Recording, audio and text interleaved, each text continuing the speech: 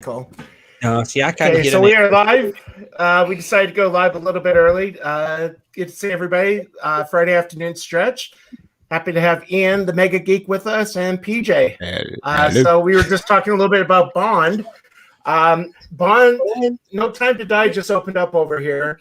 I have not had a chance to go see it yet. I don't know. I've not seen it, and I don't know if I will go and see it, I must admit. So I haven't. Go ahead. So go ahead. No. No. I was just. I was just about to say that. I think everyone should see it once, in my opinion. I'm because Father hasn't seen it yet. I'm not going to tell you.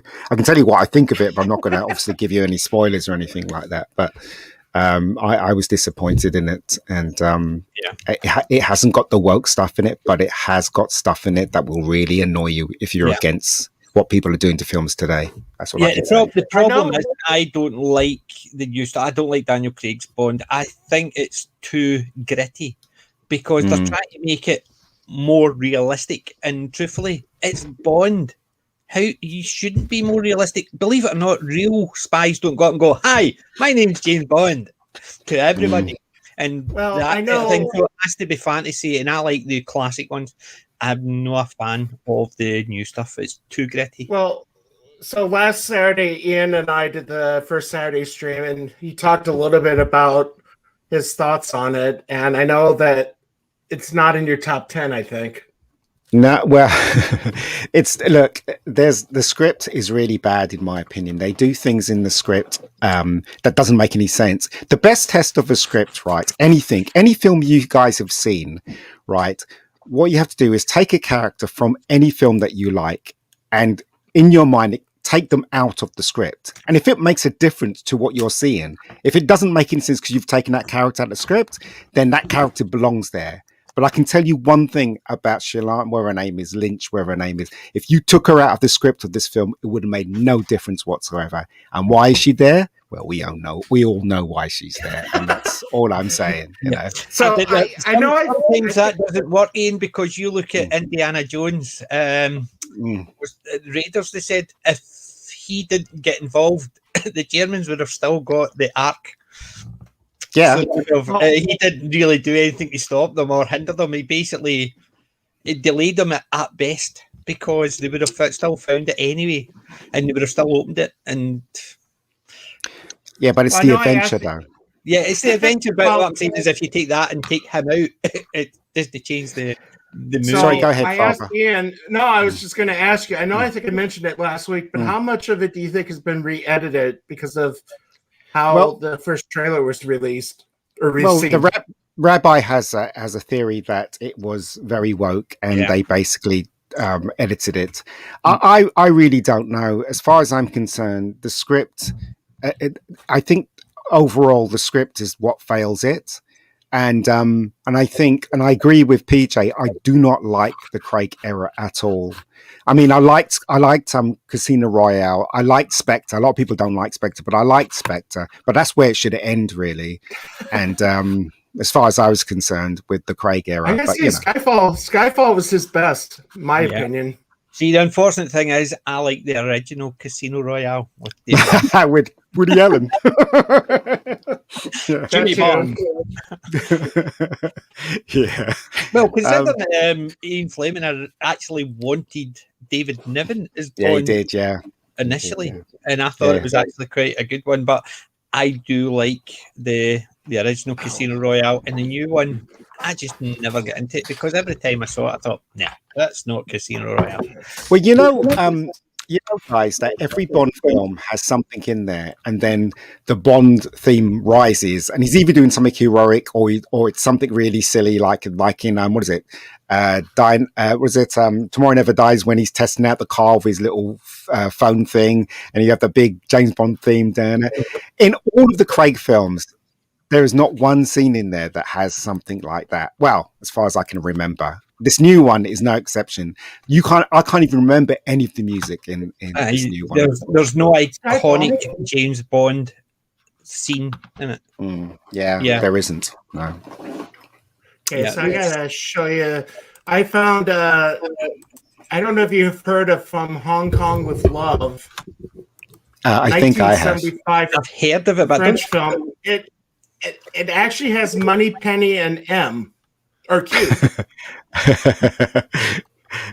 Let me restart that. I don't think I got the audio shared. I'll probably have to clip it after we're done, but that's fine. Yeah. I actually really want to see this.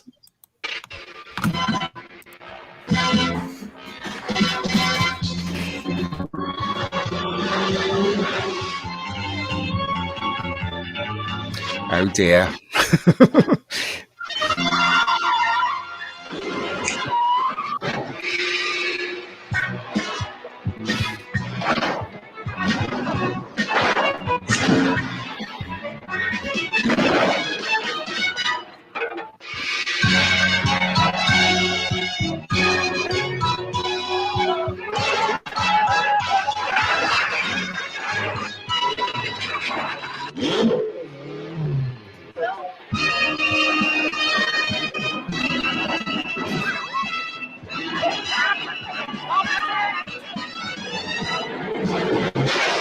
Kitty bang bang, you know. Jesus.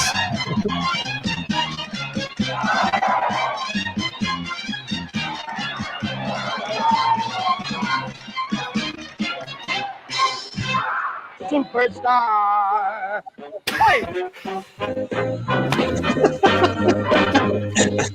Mickey Rooney. Yeah.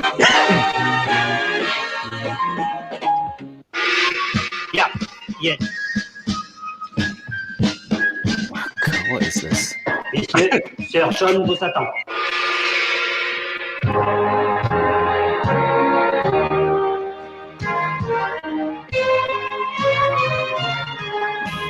Yeah, Queen's very young. Any resemblance to characters, known, unknown, imaginary, or fictitious, is pure coincidence.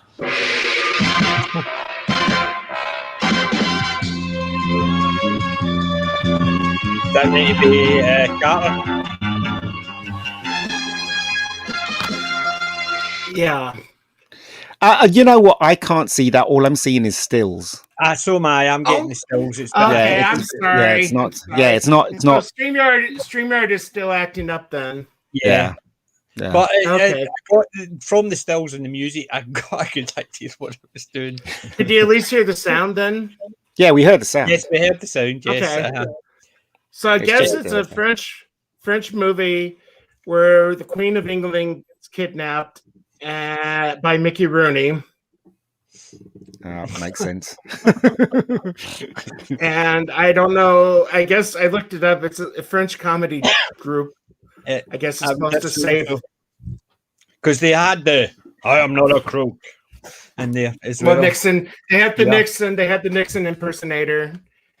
Well, considering I don't know. in the Leslie Nielsen, the Naked Gun, they had the Queen impersonator. Yeah, yeah. Oh yeah. It's a very funny film. Yeah. Very, very funny. Unfortunately, I love Nelson, but I didn't like that part of it. Do you know what? I was gonna write on Twitter, dear Hollywood, please give us what we want. our entertainment, give us our entertainment back. I was gonna write that, then I decided, nah. Do you know what I mean? Yeah.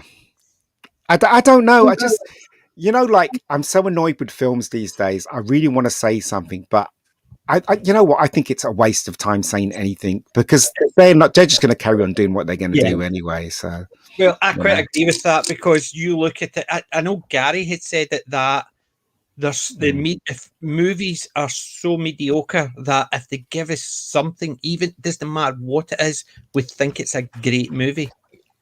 I mean, I watched Free Guy. Yeah, and if you look at it, it's an okay movie at best. But considering what we've seen, it's fantastic. It's different. I thought it was entertaining. It's entertaining. Well, but it's Ryan Reynolds. It's literally an okay movie. It is entertaining, but it's an okay movie on the whole. But considering what we've been getting, it's great entertainment. Whereas, well, I don't know. I mean, the two movies, Free Guy was second movie I saw. The first one was Nobody. I saw Nobody, and I love Nobody. it's all good, man. It's all good. Basically, I enjoyed that. I enjoyed Nobody. I was surprised I enjoyed it because it's definitely not John Wick. It's basically a cheap man's version of John Wick. Well, it was produced by the same people, wasn't it? Yeah, but it's just a lot more bloody and a lot more, not a lot more violent, just a lot more bloody. Like the fight in the bus, where he gets thrown out a window and he comes back and he's all the cuts and the guy with his teeth all knocked out. Yeah. It is definitely not as.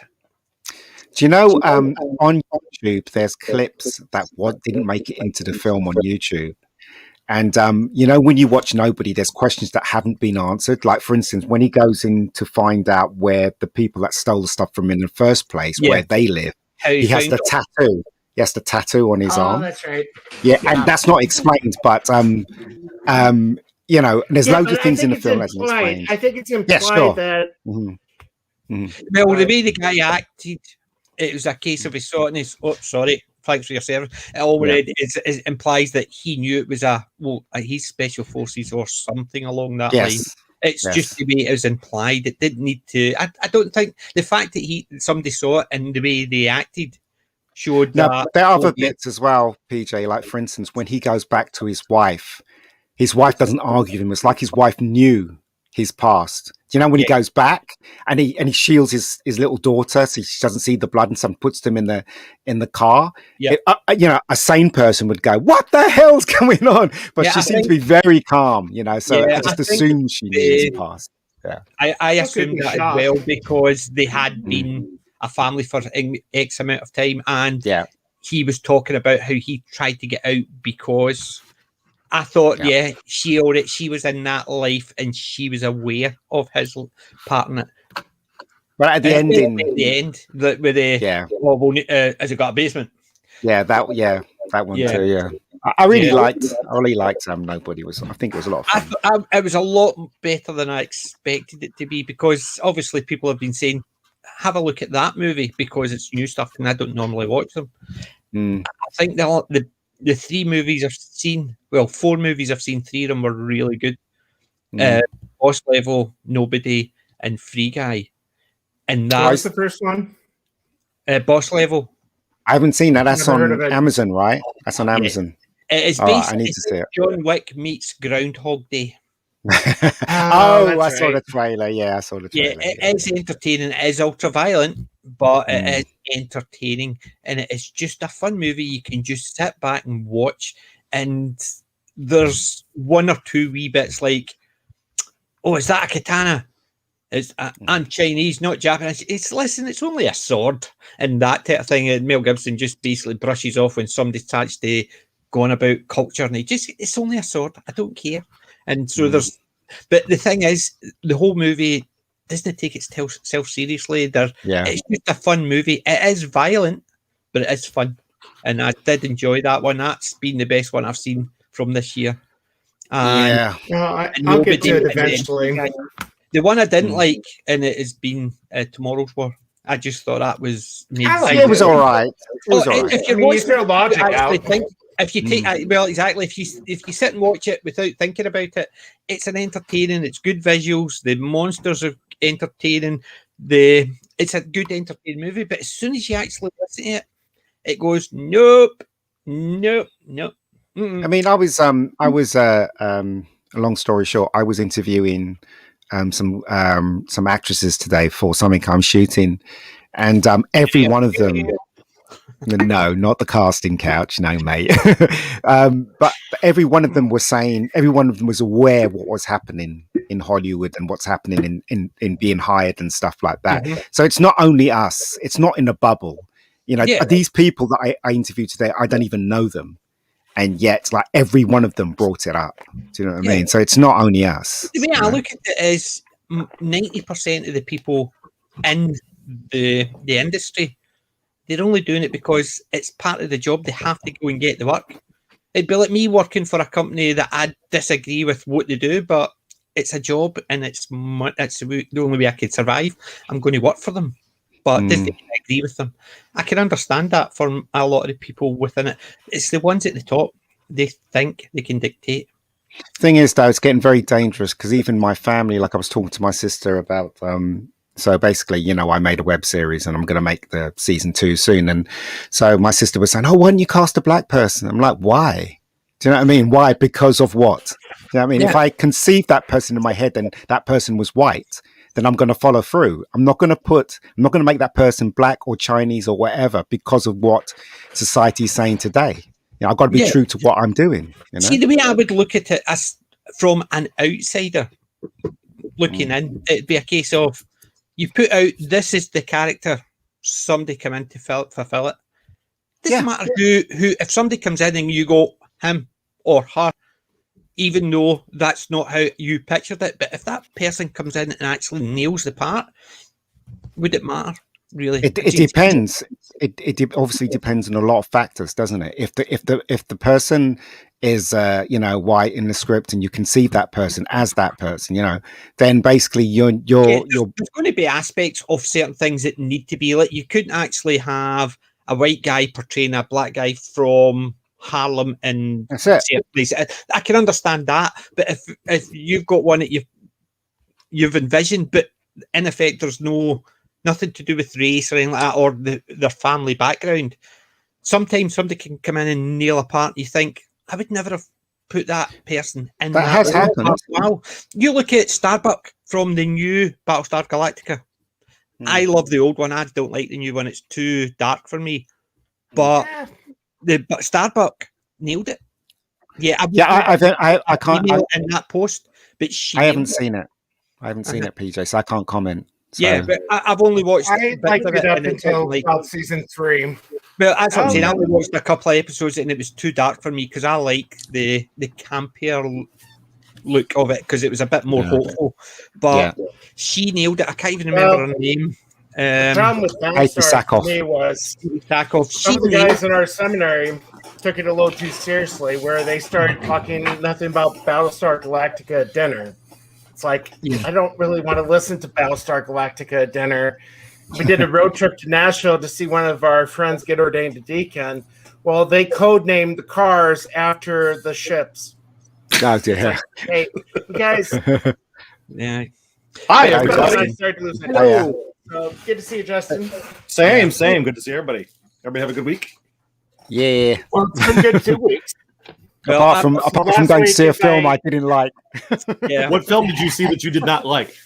Time to Die. I just took out No the Time topic to Die of the title. I'm no getting time. mixed reviews on that. It's Time to Die. Yeah. That's right. It's a very morbid look to an actor. You know what, Daniel? It's time to die. Okay, I'll stop being James Bond now. I actually took my kids to see Venom on last Sunday. You got Venom before us. Yeah. It was okay. I mean, it's only 100 and what was it? It was like an hour and a half. Yeah, it was an hour and a half. And I've never been a big Venom fan. I'm a big Spider-Man fan. Venom as a bad guy. Yes, no problem. Venom as a good guy. No, does not work for me. Yeah, I was never a big follower of Spider-Man or Venom back in the days. I was hardcore X-Men, but I still bought and read like when Todd McFarlane did his series. And I guess I understood that Venom was only bad when it came to Peter Parker because he was mad at him. Everybody else in the way of innocence were more or less protected by Eddie Brock, like he was okay with that. And they've made him. They've if you've read the current series that Donny Cates wrote, it was quite a journey from him realizing he could be better and then finding out he has a kid and then making the journey and helping all of the heroes save the entire universe from, the newest threat. It was quite a good journey and it ended well. Now his son, Dylan Brock, starting with the new Venom series that Al Ewing is writing, comes out in a month or so. That will be Dylan Brock will be the new Venom, along with his dad showing up every now and then as the old version of Venom. So we are Venom. But the movie didn't do anything for me. It was okay. It was actually too loud. I always go to the IMAX, and this one was one of the loudest movies I've ever watched to the point where I almost got up to take a break and go outside and Was Venom created because they wanted to change Spider-Man's costume? No idea. Because initially they used that, but no. I think Venom, they wanted to have same idea as like you've got the Wasp. There's always a character who has got the same powers, and that's what they wanted to do. They wanted to create an opposite. So they how could they do it? Could they have somebody else bitten by another spider? No. So that's what they did. They wanted an opposite. Because you look at a lot of them, you've got the Hulk. There's always the Red Hulk. You've got Red Hulk, that type of thing. So they wanted to do it, and it was the way they got round that by creating it, stating it as a symbiote that uses his abilities. So guys, that what they're doing is basically they were started off with demeaning all heroes or men in films and comics, and now it seems like they're basically just destroying them all for some reason, isn't it? I mean, He-Man, if you look at just the comics, the current state of Marvel Comics is actually quite a bad storm. They have found a way to oust every character. They still haven't quite done it to the Avengers yet. I mean, they still have the traditional Avengers because they have to. They can't build a giant movie industry on 3 characters and then get rid of them all. But they're still working on that. If you look at all your favorite characters, there is a version of them that is not the original, or not to get into it too deep, the toxic white male or whatever character it was before. Because if you look at almost every superhero ever created, it was back in the 40s, 50s, and 60s and 70s, and it's primarily a white man, unless the circumstances created something different. But they've never been a negative influence in those stories. They've always been the hero. The hero's always had problems. In the 70s, we had the anti-hero where you had Punisher, Ghost Rider, Wolverine, and all those types. But they're constantly trying to evolve the characters that the only people who truly care about them are the people that grew up with them. I mean, I don't think there's anybody today who picks up a copy of Spider-Man and goes, "Oh, I love that Gwen Stacy." No, they like Peter Parker. And that's the character who has the history. That's the one you can spend hours upon hours reading stories about him. See, but I've never picked up a Spider-Man and actually thought, I love Gwen Stacy. Because I was picking up Spider-Man. Yeah. And that was one of the premises that Stan Lee was always talking about, was Spider-Man could be anybody because he had a mask on. You didn't know who he was. But, as time went on and social status amongst companies and the crazies on Twitter, became a thing. Now you had to know was behind the mask, and by gosh, he should represent one demographic or another, as opposed to just reading good stories. Yeah. But you know what, guys? You know what, right? So, for instance, if I was in charge of the BBC, okay, which I would never be, and I'm a white dude, right? Right. So the best thing to do about this situation is to actually hire a black man to helm a drama section, and for him to create new series with ultimately majority of black people behind the camera and in front of the camera. That is the right thing to do, but they are not doing that. The white people are still in charge, and they still think they are doing the right thing by swapping genders and all this, destroying our culture. That is not the right thing to do. Basically, they are not doing what they should do, is give the power to different ethnicities and different, color people. That's what they should be doing, but they're not doing that. What they need to do is actually see the stuff that's there. Just create new, new stuff. Yeah, create new stuff. Well, that's the double-edged sword. It is. Because nobody wants that new stuff. But that's the thing. It's when they actually put themselves in it. That's the problem. So, Ian, I got to ask, why is the Doctor Who account down? Doctor Who account? For what? Yeah, the BBC Doctor Who account is down. Because I don't care. I really don't care if it's down or not. I know, because major changes. Nobody noticed. Yeah, exactly. You know what I mean? It's as I said, right? If you're gonna create something, make sure it's original and make sure that you don't pee off the rest of the people that are fans. But they're not doing that. Like And I this meant new. to say, Go ahead. see, you know how we actually have been saying about people want to see themselves in the characters, Yeah. right? You look at some old characters. Father, I'm going to share something, right? Just so Okay, you hold can on, see I'm it. gonna bring something up too. Yeah, I'll put it there so you can see it. But in effect, what an artist that I had on my stream, he was basically talking about creating things. So I love the movie Them, Oh, damn. and Oh, yeah, I yeah, commissioned, and he's created one Black and white. black and white and giant ant movie. It's one of my Remember favorite. that one. And I've always had that vision of the ant crashing through and dragging the sailor out, and I did actually get in it. And I'm in it, so I've commissioned. That guy looks pretty familiar. Did you have anything to do with it? Yeah. When it was created? Has he got a Scottish accent? Okay, so I got to show this talking Yeah. about ticking off the fan base. I don't know if you saw this about Lord Drex, Oh. but The only thing I saw about Lord Rex is the legs in the air riding each other around. I thought, oh no, I mean, how the hell is this Star Trek? It's not Star Trek. That's the thing. And It's if you not. watch this stuff and you support this stuff, then shame on you. That's all I can say. You Father, know? that I mean- that's your Star Trek is a porn with a guy wearing a stormtrooper outfit is Star Wars. You know, it's not. You know, I don't begrudge people liking this stuff, the new stuff. That's up to them. For me, though, I can't watch this stuff. I can't. Yeah. To me, Yeah, it's fan fiction. It's not even good fan fiction. Yeah, I know. Do you hear what Jason Reitman was saying, that he wants to No. include the women Ghostbusters in the history of Ghostbusters? I'm like, what? No, I absolutely refuse that. Nobody will accept that at all. 0%. No Wow. Ghostbusters fan looks at that movie and goes, "Oh yeah, this is totally Ghostbusters." No, it's not. But that's what he wants to do, apparently, according I to don't some care. reports. I'll do whatever Reitman wants to do. He is doing his father proud by creating a movie that actually feels like a real Ghostbusters movie, as opposed to that trippy thing that we were given.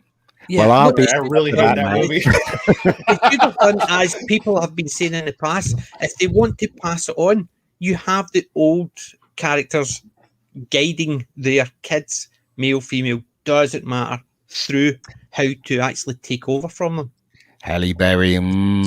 Sorry. Well, she got the lowest, or that movie got the last the place lowest. on the rankings. Well, yeah, Pierce Brosnan was never really. I mean, he's a good guy and he's a good actor, but for me, out of all the Bonds, he just seemed like the plain Jane cookie cutter British guy playing a Bond. I mean, he didn't have the charismatic appeal that I thought, Sean Connery had. And I grew up with Roger Moore, which was the cheeky, the tongue in cheek, funny Bond. Him and Timothy Dalton was okay, but they were about the same to me. So was Daniel Craig. I really wasn't impressed by anybody after Roger Moore. They were basically just British guys playing Bond. It didn't. I didn't I gotta say, I kind of agree with these rankings right now, because Tomorrow Never Dies was The World Was Not Enough was probably not one of. It probably That should was be a little okay. I bit kind of like higher. that one. I think they had a good story and it had a good villain with a plausible, realistic brain injury that made sense. It was kind of fun. Love this review here. Spectre tricks us into a galvanizing opening action sequence during Dia de los Muertos festivities. Then it pops into Ambien. Dia de los Muertos. Yes. Whatever. Dead. Come on. Diamonds Come on, Are Forever. I mean, the only thing I remember is the they don't come out and say they were gay, but it was the weird The kid, couple. Mr. Wint. Yeah. Yes. Oh yes, yeah. He it is put out there eventually. I think maybe when they reapproached him in the next movie they was in as a prisoner. I don't know. And I don't think I can say this word. I mean, I could, but 1983 was the first Bond film I ever saw. But that was. Man I with the fell in Golden love Gun- with that movie. I don't remember who the lady was who played her in that movie. I love this one here. Live and Let Die. It would stand up as a terrific Bond movie were it not so retrospectively offensive. It's not offensive. Set mostly in the People who are Caribbean and sensitive. Harlem, the film borrows from black Exploitation. Thank you. I know the word. Yeah. And But a the thing whole is, lot of though, voodoo. the thing is, though, blaxploitation. I totally disagree with that. Live and Let Yeah, Die I think as a it's one of the person. best. Yeah, as a person of color, I am not insulted by what they did in that film. It's a film of its time, and it should be celebrated in history. And that's where it stops. Yeah, You 99% can't. of this stuff is just them trying to get someone to look at their article by saying something was offensive. Yeah. You should read this, and it's really nothing. It's absolutely nothing. They're just trying to get you to click on their article so they can tell their editor, "Hey, look, I got some hits," and it's ruining our society. See, the fact is, if people go back and look at stuff and become offended by something old, just means you never grew up during that time. If you go back and watch something and think it's a product of its time, that's everything's changed from then. You're fine. You look at some of the movies I like. The Scots in it all wear kilts and go, "Aye, okay, the new." No, they don't. Believe it or not, they never did, even back then. But I don't get offended when somebody portrays us all as kilt wearing. Well, PJ, if people are offended of something that happened in the past, they don't have a life. That's all I can say. That's the thing, because when I look back at a movie and I think, just goes to show how things have changed, because that is not on nowadays. But it doesn't mean that I get offended because 50 years ago they made something that portrayed a particular way. I've seen the movie so many times that I don't remember the joy of watching it for the first time. Do you know what? Right? A lot of people like to rail on Moonraker, okay? But you know what? But I'm saying, but you know what? Moonraker is obviously a product of this time. But I remember watching that when I was very young and enjoying every second of it. Yeah. Any Bond movie that has Jaws is automatically in the top 5. I think it's a rule. Yeah, but I remember I love the space scenes. Yeah, I love the whole space station thing. There he is. I actually remember getting the Airfix model of Moonraker 1. I remember building that as a kid. Do you know what I mean? And that's what's missed. Well, it was in the past. I know they can't do that now. With kids are not into Bond anymore. They're into their phones basically. But when I was a kid, you know, Moonraker, I loved Moonraker from the moment that film started to the end. I loved all of it. When I look back now, I think, you know, it's all right. You know what I mean? It's not the perfect, but it's like watching the Thunderbirds. It was great when you were thinking, but nowadays you look back and you see the strings and bits and bobs. But that's, to me, that's what makes it fun, because it reminds you how you first saw it, how interesting it was, even though nowadays you look back and go, how did I like that because of the effects and stuff like that? But at the time, the effects were state of the art. Well, most of the kids who watched Bond, you know, our age when we were young, I mean, who can say that it wasn't the part with Q and all the cool gadgets and the technology and the fantasy side of things? Yeah. Nowadays, everything he has is realistic, and I can buy it off Amazon. So yeah, but that's why I said that's why I don't like the Daniel Craig, because it's trying to be too realistic. It's Bond. Bond walks up and says, "Hi, I'm James Bond," to everybody. Sorry, you're a spy. Yeah, James Bond. Everybody knows me. He did have a great I love these fantasy. No, I think these are good. I mean, as I've said before, on Her Majesty's Secret Service is my favorite. I mean, from the music to the Bond girl, because I love Diana Rigg. Mm-hmm. I mean, I loved her in the Avengers. That's where I first met her. Yep. And I love Telly Savalas as Blofeld. Everybody loves Telly. Pussy galore. I will give Daniel Craig props. He talked about this in an interview, but one of the best things he did when he did his first, it was Casino Royale, his first Bond film, was the guy asked him, you know, a vodka martini, and the bartender goes, shaken or stirred, and he goes, "Do I look like I give a damn?" You know, he just totally threw it out. I remember that. That was a good moment. That was a good moment for him. I like, kind of established. That was kind of. Well, but this article mentioned too. That's the Bond thing. See, that's the thing. That's why I don't like the Daniel Craig ones, because something thrown out like that, they look as if I didn't give a damn. Sorry, you're James Bond. Yes, It's fantasy. We want the shaking, not stirred. Well, he does go back to it in other films, but in that particular scene, he was so irate that he was just, I don't care. You know, so it kind of fit the part. But it was nice to see something. You expect to see it after 30 films, you know, and it's like, well, it's different. Okay. But I don't expect Bond to get angry like that. I just expect Bond to be Bond.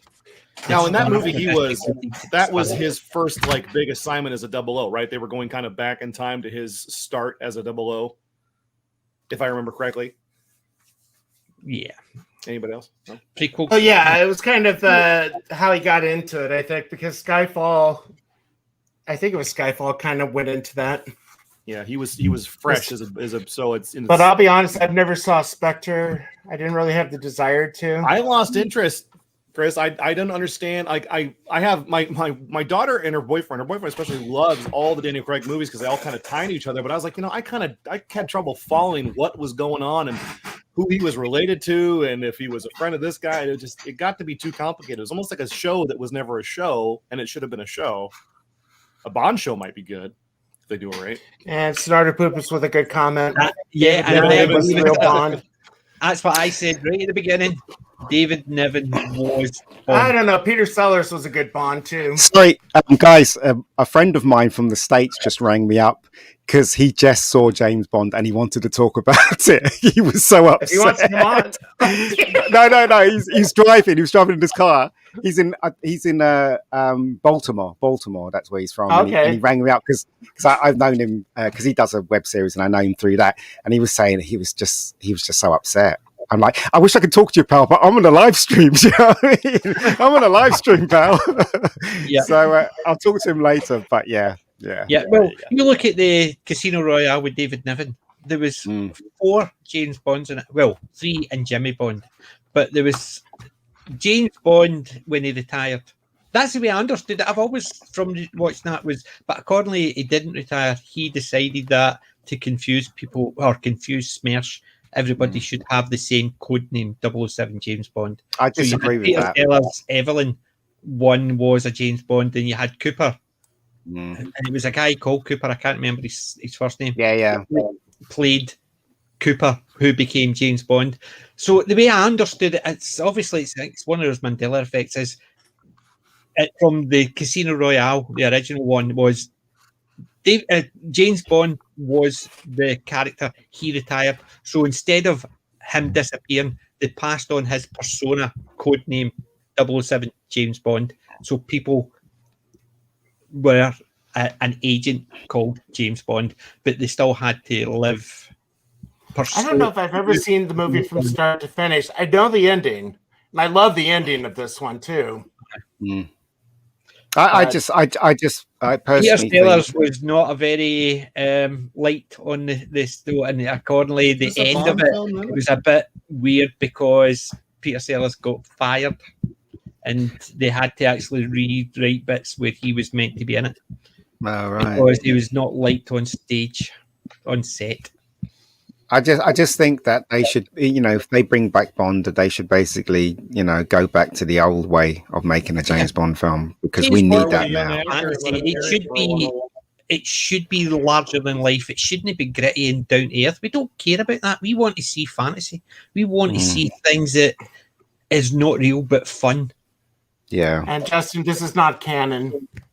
It's not. See, the thing is, that was originally written as a series one, but they couldn't get something to do with the rights, wasn't it? Yeah. Yes, they couldn't get the rights, so what they did was they made it a spoof. Yeah. Seriously, I'd really like to hear what you think when you go to see it, Father. I'll go see it. I'll go see it Monday or Tuesday. Let me know. Yeah, just let me know how you feel because a lot of people are upset about it. So there you go. I'll probably do it Monday because then I'll probably do a live stream afterwards. Right. Or if you want me on, I do it Tuesday, I'll but talk about it. I'll let you know. The thing is, the earliest showing out here is at 4. So it'd be a late stream for you. Oh, I see. I keep forgetting about that. Because that's the earliest that it shows out here. This looks more like an Austin Powers movie. Yes. Yeah, well, it was. Austin Powers is effectively a more modern take on how James Bond was done in Casino Royale. But it was a bit more dangerous because, according to the actress, one of her first scenes with Peter Sellers, she was meant to walk in and say something, and there was meant to be a gunshot, whereas Peter Sellers just turned around and fired the gun right at her face. She actually thought she was shot because it was a blank, but all the paper and all that had cut all her face and everything like that. Oh, and after that, she was so shaken every time she was in a scene with Peter Sellers. How could you tell a big star not to do that, and she was terrified every time when she went in. So Conley Peter Sellers was meant to be. Okay, so I looked. The movie time is at 3:10. I forgot it's 2 hours and 45 40 minutes? Yeah, 45 minutes. Is it? I thought it was 55. That's too long. Yes. My father-in-law was going to It's go still and see going to be it's still going to be a long. It's almost long 3 hours. showing. He'd said no. No, it's too long. It's very long. It's very long. In fact, we're not talking Lord of the Rings here. It's James Bond. How much Yeah. time do you need? in fact, nobody realizes that Men in Black is 88 minutes or 80 minutes. Men in Black's a very short film. Point A, Yeah. point B, funny, Yeah. awesome. That's Yeah. a great movie. The original. Yeah. First. Yeah. You look at it, they're actually saying things like now, oh, this is just a short movie. It's 90 minutes. But it's a short movie. You're getting people who, that's their critique of it. Sorry, I don't want to go and sit in a movie where you're sitting there thinking, I hope there's an interview so I can go to the loo. You don't want to actually be sitting there for 3 hours going, Well, I wasn't going to go and see it, but I was in Selfridges. There's, like you've got Macy's over there. Over here is Selfridges and Harrods. I was in Selfridges with my mum, and Selfridges has just made the cinema. Okay, so it's like a Selfridges cinema, and we went in just to see what was going on, and they basically said, "Do you want to come see James Bond?" And they said, "We'll give you a discount, whatever." So I paid the money, and I went with my mum, right, to see this film. But I said to my mum afterwards, I said, "So what did you think?" And she went, "Yeah, the chairs were comfortable." And that was that. That was her review of the film. What do you think of the I film? wonder, Did you think it was great? I might just take a flask in. Yeah, you'll probably have to. yeah. Do you know the thing, Ian? I've only ever seen one movie with my mum. Have you? It was one chose, and I must have been in. I think I was in my 30s, and I've been to movies with my dad. He used to take us when we were kids. Yeah, it's Superman. funny. I think I can only think of two Return movies of the I ever Jedi. saw with my mom. I think there's only been Weird. the one. I'll tell you this. Return of the yeah. Jedi and Stargate. I saw those both. I know my mom cool. was there. That's it. But you know what? I tell you this really cool story, right? And this is a true story, right? Listen up, guys. My mum loves action films, right? So anytime I can take my mum to see an action film, I would take her. She was into Steven Seagal. She was into Claude Van Damme. She loved those films. She loves it because basically it's just fighting, isn't it? So I took her to see, I think it was Hard Target, with Claude Van Damme. Yeah. And we're in a cinema. And the opposite, and the other screen was showing A River Runs Through It. Okay, so they both finished at the same time. So as we were coming out the cinema, Mel Gibson was coming out of River Runs Through It. He was coming down the stairs, and I said to my mum, "Mum, look, it's Mel Gibson." And she looked at him and she went, "He's not as good as Steven Seagal." And I swear, Mel Gibson looked at us and he did a palm strike on his head like that, and he walked out of the cinema. So I just thought that was so funny. And it was him. It was Mel Gibson. It really was him. I couldn't believe it. I couldn't believe he was in this small cinema. I don't know what he was doing in England. Too. I mean, Sorry? They gotta go to the movies too. Yeah. I guess. But yeah, that was I laughed all day thinking about that. It was so funny. My mum just said it just said it loud, so we could hear it. What movies are we looking forward to then? Anybody? I mean, I'm looking forward to Dune. Is there anything you guys are looking forward to seeing? Nope. I saw the trailer for the new Serrano. Oh, that looks good Peter actually. Dinklage.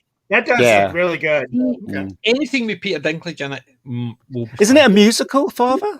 Yeah, it is. It's a musical, right? So instead of him having a big nose, he's tiny. It's the size, yeah. Yes, the size instead of the nose. Do you know that will remind me of Terry Pratchett? Terry Pratchett's character was Cassanunda.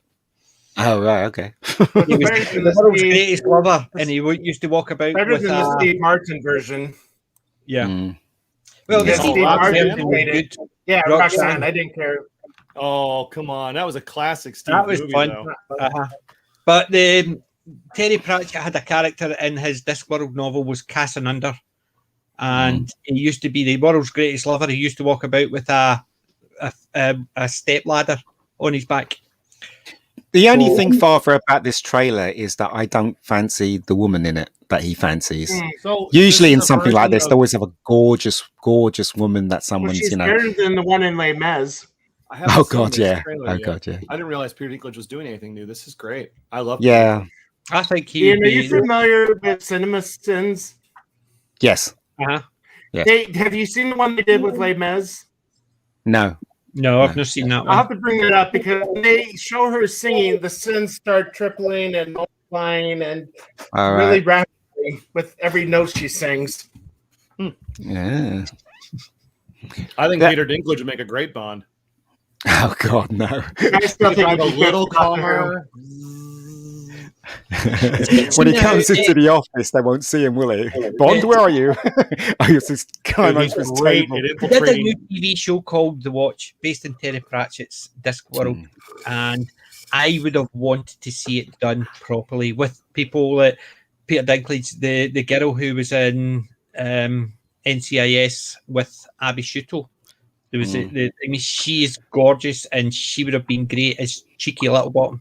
And the way Hold on. the actors would have been great if they had got. Whoa. There's a. I didn't realize this in the trailer. The black guy's in love with the redheaded girl. Would that be allowed in those times? Well, he might be in love with her, but they're not going to allow that. But in those times, it wouldn't be allowed, would it? But see, it depends where. Remember, I know it sounds silly, but majority of that was a European thing.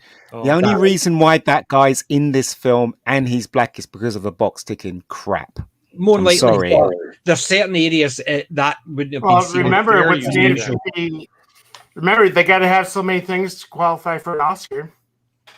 Who cares Oh, about God, Oscars? yeah. I can't believe at this point any actor, any self-respecting actor/actress gives two craps about what the Oscar committee thinks of their performances. Honestly, I think they need to just base every reward based on ticket sales. If it was that good, everybody went to it, everybody saw it, then you deserve an award. But this thing where we think your performance was fabulous, half those award shows they campaign for to it. win those awards. Yeah. They put on parties, they rub elbows with everybody, and then yes, we'll definitely consider you for the. But that's Academy exactly what what's his name? The comedian said. What's his name? The British comedian. I can't remember. Oh, Jesus. Award. Hey, same. And you talking about John Cleese? Where is it? We got to play it. All I can say You right talk- now is shame, shame, shame, shame, shame. What's his name? The comedian who did Well, who it certainly did wasn't Jesus. no, the British. Oh God. Well, you've got John Cleese, you've got Ron Atkinson, you've got Ricky Gervais there. Ricky Gervais. Ricky Uh-huh. Gervais said that Oh, to, yeah. All three sounds good. didn't he? He Yeah, said that yeah, to anyway. Harvey Weinstein. He said, especially if you pay for them. Remember, he said that in his speech. Yeah. They do yeah, pay whatever. to win. You know what I mean? So Well, exactly. That's what they're talking about. You go to one of these things. You come out with $1,000 gift basket. Basically, what's that telling you? Here, vote for us. Here's gifts Yeah, to vote for us. And if you have to buy it, that tells me it's rubbish anyway. So you have to pay money to actually get the award. So if someone's got an award, I see it's going. We won a film much award did you pay? for the formula that we did in 2001. We got the best independent film and whatever ceremony was in Cedar Rapids at Coe College for our, Cool. our Star Okay, here Wars we fan go. film. Oh, That was appreciated because we didn't Justin- campaign for shit. I don't know if you saw they uploaded Zadar. We'll have to play that next. Mm. Zadar is on the Oh internet. no, not Zadar. thing is, go. though, Father, we can't see this because all we're seeing is still pictures. That's right. Darn it. Yeah, your Yeah. Darn it. stuff sucks. So you didn't get to see the whole trailer then. No, No, it just but stops I'll- and starts. Oh. So It's you want to technically tell an them what it unbelievable- was, or do you want me to tell them what it was? I bring up the picture because I have it. I sent it to the rabbi, and I know Ian's seen it Yeah. So we went to a because they podunk for the farm stand filmed school. this movie called Zadar the Cow from Hell Yeah, on my great uncle's farm, part of it, and because of that, we got to be extras in the movie. Mhm. I will say that I am literally 3 times the man today that I was back then. It's called clean living, sir. Don't worry about it. Let's see. We're gonna do this. Clean living. I've been an accidental extra once. really? Basically, they obviously didn't have barriers up because they were trying to make it look realistic in Glasgow. So I had walked along. I had my headphones on, so I wasn't paying attention. I can't believe that's you, Father. This was early 80s, late 80s. The cow from hell. Like I said, I am literally 3 times the person I am today than I was back then. How old were you? I was like 14. Hey, look, my IMDb. I'm on IMDb. Excellent. So am I. For the, I'm on the IMDb film as well. called The Formula, and it's not. Yeah, I had cow horn stuck to my head for a whole day. All right. It's crazy, right? Yeah. Zadar. It's a memory, isn't it? It's not only a memory, it's a memory you can watch. Straight to VHS, Oh, I trust believe. me, no. The room is awesome because it's craptastic. This is not Craptastic. Well, it didn't end up on VHS. It ended up as an audio. That's how bad it was. Do you want to take a nap or do you want to watch this movie? Well, we'll start the movie, and if I fall asleep, then decision made. A good way to watch the movie, Father. Yeah. I should find a way to get you guys a clip of that. Well, that'll be Friday Night Tights tonight. Sounds like it should be a good one. They got what's his name on it? Oh, the guy that does the Andrew Cuomo impersonation. I can't watch it. It's too late for me. How done again? It's late Too late for me. Did you see the? We're gonna kill your grandpa. Twitter one about the guy? See, the guy actually normally does he does Prince Andrew or he does Harry. He does politicians. Did you see him with the life jacket? No. The one with the life jacket. Oh, that's hilarious. It's basically a guy getting in for a swim, and they stop him. You're not allowed to go in because you're not wearing a life jacket. He says, "I can swim." He says, "Aye, but if you're not wearing a life jacket, oh yeah. That was hilarious. Yes, I can't. Well, maybe I can't do that. I could probably play a few. I gotta cut it off at the end because there's a no word in it. Yes, and the audio is worth it. It is absolutely hilarious. I thought it was one of the funniest ones about how he's not allowed to go in swimming unless he's wearing a life jacket in case it actually puts the people who are in the pool in their life jackets in danger. And the water's up to their knees as well. So it's and who supplies the life jacket? The guy's telling them not to go in without it. And it's just the way he does that sketch is absolutely amazing. It's one of the best sketches I've seen in a long time. Justin, I like your Walker. You like my what? Walker. 80. Yes, I show that for props. It's all about the walker in my office. I love it. I actually had a pretty good week. I got some pretty cool stuff. There you have show and tell. I'll let you guys see my cool stuff I got this week. Yeah, I'll just play this in the background then. Well, that's okay. So you might see, you'll hear it at least. So good to see you today, bro. So good to see you, bro. Man, I would love to get Amber and Alexa together. I think they would really hit it off. Oh, I guarantee it. They'd be instant best friends. This guy's hilarious. Why don't you guys come over to our place for dinner on Saturday? Yeah, we'd love to. Awesome. Man, I'm so stoked for finally making this happen. Do you guys have any kind of dietary restrictions or anything? Nothing major, just Amber's vegan, but doesn't eat beans, nuts, soy, or legumes. Oh, in shade-grown kale's the only leafy she'll eat, and I do keto, so only fat for me. And we both only eat organic, non-GMO, locally grown food. I only do grass-fed meat or wild-caught fish, but no swordfish or tuna because of the mercury. But remember, none for Amber because she's a vegan, yet she likes to stay low carb. Oh, she also doesn't eat nightshades because of a little inflammation she's got going on in her gut. So no eggplant, peppers, tomatoes, or potatoes for her. We also like to let loose with a little red wine once in a while, but only organic sulfite-free wine. And of course, we're both gluten-free. Nor will we eat anything that's within a 500-meter radius of gluten because of contamination. So that's really about it. So I can't play the end because he basically tells them to F off. Yeah. Yeah. See, do you know why I find that funny? Because I've done that in the past. A couple of my friends used to be vegetarian. They have changed, but I've gone up for they've come for a meal. We've had a dinner party. They've come for a meal, and it's a case of we're vegetarians. We don't eat meat, and I'm sitting there thinking, right, fine, no problem. We'll get something in which is veg compatible. But we were invited to theirs, and I sat down and they put a veg thing in front of me and said, "Sorry, I don't eat vegetarian food. I like meat." and I was never invited back because. And I says, but wait a minute, when you come to mine's, I have to make a meal that you eat. Yet when I go to yours, I have to make a meal that you eat. It doesn't make sense. So next time you come to mine's, I'll make you a beef burger. Just put a big bowl in front of them with a bunch of grass from your yard. No, but the thing is, the way I look at it is, I don't have an issue. If somebody's vegetarian, I'll cook for them. But if I go to theirs, I'm not a vegetarian, then I should expect to be cooked for me, not for them. So I know that's what the world's suffering from these days, isn't it? You know, so there's no backwards and forwards. There's vegetarian, so when you come to mine's, I'm a vegetarian, so you like vegetables. But if I come to yours, you have to make vegetarian stuff. That's not how it works. If I make meat for you, you should make meat for me because Do you know what's missing these days? And I've noticed it a lot is consideration for other people. Everywhere, it's a dying thing. It's really crazy, isn't it? When you think about it, especially when you're on Twitter or you're talking about something, whatever. People want to slag you off, and then when you have conversations with, especially heated conversations, they want to talk over you. They don't want to hear what you're saying. You know, it's crazy, isn't it? The world is going this way. It's just really very annoying, you know. But oh god, here's hoping it all stops soon.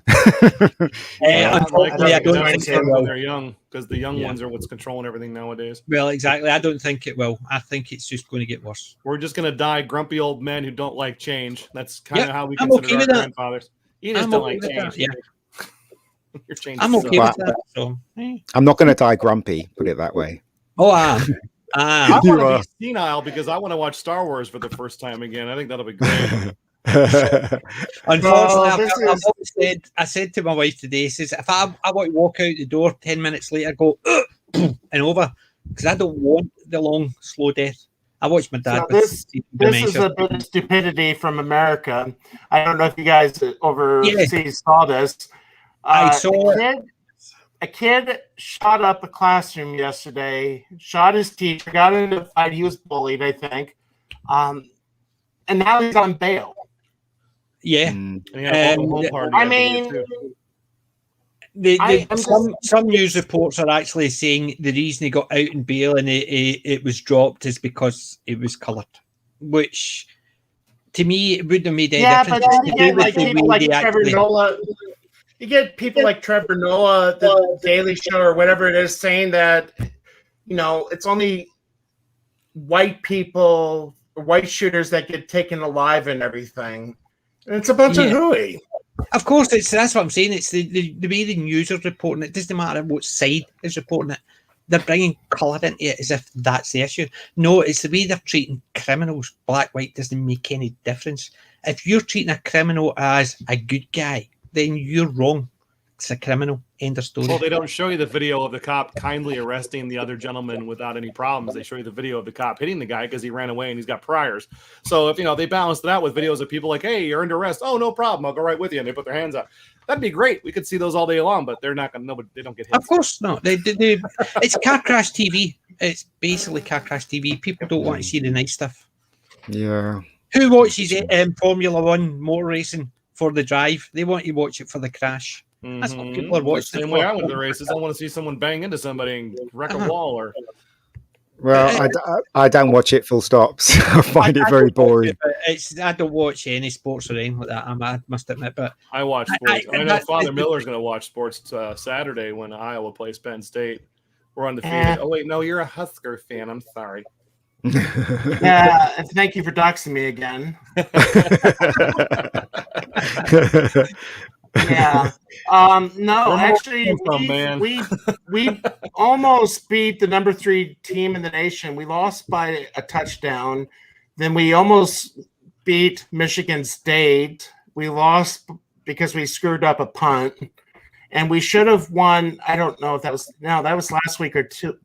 We're doing pretty good. I mean, we're like 2-3, but they're holding on. We've lost to ranked teams by maybe 18 points between the 3 of them. So yeah, and they didn't bench your quarterback for how you did against Iowa. They benched a couple others this year. when it comes All of to that stuff, it doesn't make any sense to me. See, Benching.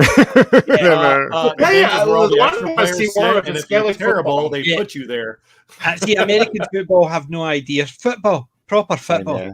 In fact, they shouldn't be calling it football, should they? They should be calling it handball, because they only kick the ball once in a while. They run around with the ball, so it shouldn't be called football, should it? I don't watch any sports, but if I was watching football, I would be along the same lines as my dad. Only support two teams: Scotland and whoever's playing England. Oi. That was my dad's two teams: Scotland and whoever was playing England. That was his two teams. But I don't watch football, so I didn't care. We're the same way. We support the Hawkeyes, Iowa, and anybody who's playing against Wisconsin. So it's kind of the same thing around here.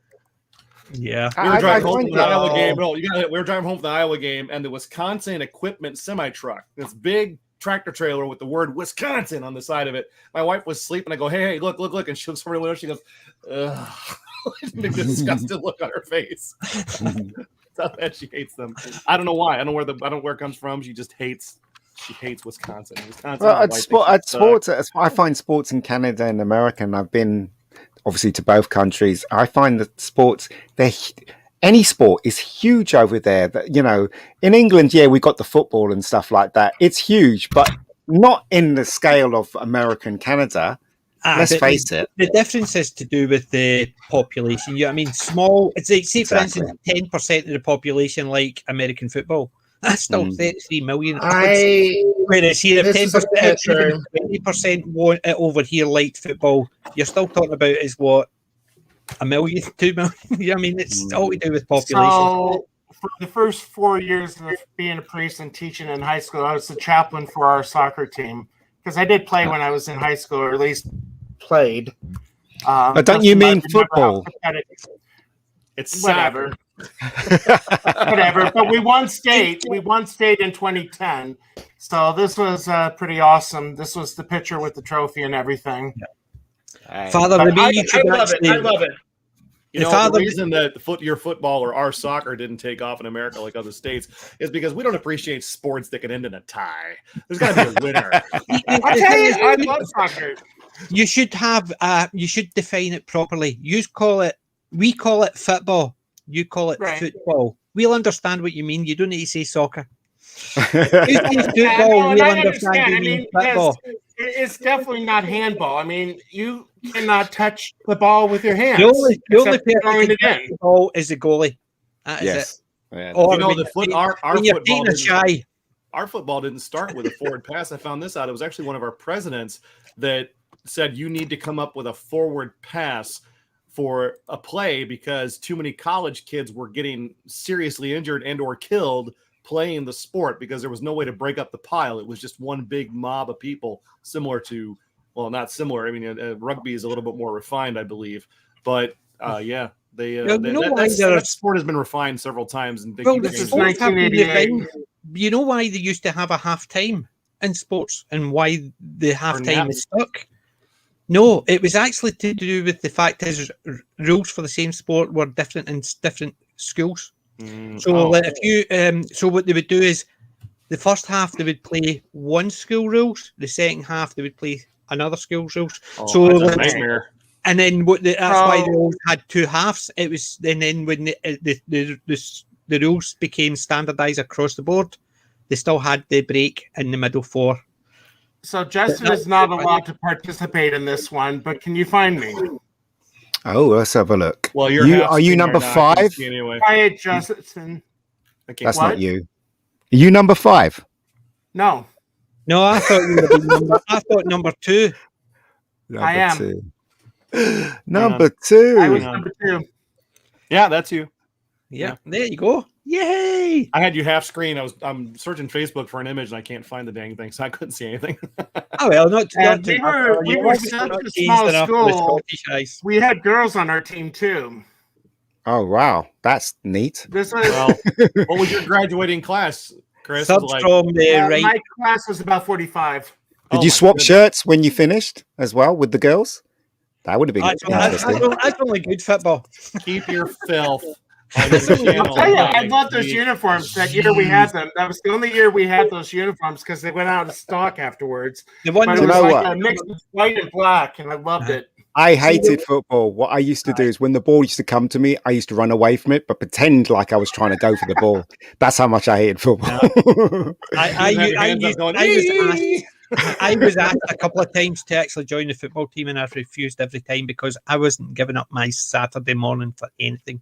PJ, did you used to have a sick note from your dad that you used time and time again just to get out of it? Because that's why one sick note, I used to use it thousands of times. No, it's basically anytime the sports I would basically do them, but anytime the ball came near me, I just used to kick it away. And it's basically they asked me to join the school team a couple of times, and I said no, I'm not giving up my Saturday morning cartoons for anybody. Even then, I wouldn't give it up for sport. My brother did. My brother was a school goalie. They wanted me in the team, and I said nope, I'm not giving up time. I had Chris. You remember Andy Tompkins? I think he was a year above me. I remember being in our high school and junior high building was the same building. I remember getting my butt pushed around by this kid when I was in 7th grade, and my brother found out, and apparently he got destroyed on the practice field by my brother and his friends. The next day he come up to me and says, I'm sorry, I won't do anything again, I promise. And then my brother graduated and it was open season, and that's hell for me. The thing is, when I was at school, they had the cane, they had the ruler and the slipper. It was the Wait, the what? The cane, the ruler, and the slipper. So basically, what is the slipper? Oh, basically, it's like a That's for distance throwing. You can't get to the kid. I have to get something my parishioner made for me. Yeah, with us it was the belt. Oh, the belt! Holy! We crap. never had any corporal punishment where I was in school. Yeah. I mean, we had the pen. We had scary teachers, but we didn't have anybody that was willing to put their hands on you. Yes, and we had the one of our teachers used to wear his belt round his collar. Really? Anytime somebody would just grab it and go on the desk. Yeah, we had a couple sleeping students that got woken up by yardsticks. Yeah, what's that, Father? I like how it's got the air holes so you don't lose any speed. You see them on the American the pledge things. You see them all doing the paddle. Oh, think of Animal House, Yes, of course. Thank you, sir. We have another. But I brought that in class one day just to have fun. I grew up in a time where the teachers were allowed to hit you. Yeah, they were allowed to hit you. Allowed to hit you. Oh, good times. It was a belt. Our teachers used to have a leather belt. It was about that broad. They used to hit you around the head. One of my kids used to do the OXO trick. One of my kids, my first year of teaching, being a smart ass, saying, "Father, if it feels good, how can it be bad?" I told him I felt like punching him. Would that be wrong? Because it make me feel good. Yeah. Point across. One of our teachers, the technical drawing teacher, used to use the OXO. He would use a set square, and he would write OXO in white, so everybody knew you had done something wrong. Every school, every class you went into, the teacher knew you'd done something wrong in the previous one, because he would just go scalp right across your ass, and then it was you had OXO the whole day. Well, you know what, PJ? I had a teacher named Mr. Curtin, and he was the sports teacher. And one day he threw a cricket ball at my head, and it missed me just by inches. He went, "Pay attention, Diaz," and he threw it, and it just missed my head. A cricket ball. You would never allow to be doing. You could never. Hard wooden ball, isn't it? Like a croquet ball? One of the hardest balls. Hockey, I really get hit in the face, and the ball stopped there, and it only stopped there because for some reason I put the hockey stick up and it went right in front of my face, and it was the teacher that had fired it because he had no goals and he was showing how to actually shoot, but he'd mishit it and actually hit it really hard, really high, coming straight towards my face. And for some reason, I put the hockey stick up and it went doink. After that, I didn't like sports again. I'm not playing that. I could have actually looked less gorgeous. Seriously, my school days were terrible. They were horrible. I did enjoy them though. I was a geek. Used to be bullied because I was a geek. Basically, oh, you watch Star Trek, Doctor Who? Look at you, big geek. Yeah, I didn't care. And if bullies didn't stop me then watching my programs, you think bullies are going to stop me now? No. They used to call me the comic boy because I used to read loads of comics. But you know, when I was growing up, there was no such thing as jocks or whatever. There was separation, but we weren't given a name. Yeah, exactly. We were basically just the lowest in the totem pole. You didn't have jocks. Like in America, see, when we watched American things, it was the jocks and the nerds, and that was the first time we actually ever seen it being categorized. Well, Ian might have saw this last week. I did pick up about 5 Star Trek comics at a bookstore in Wichita. Cool. Very good. Well, yeah. I'm looking out tomorrow to do a bit of shop, see what. Justin, you're going to have to share the screen. I don't know how to do this stuff. I'm not very technologically savvy. I'm just Look underneath it says share.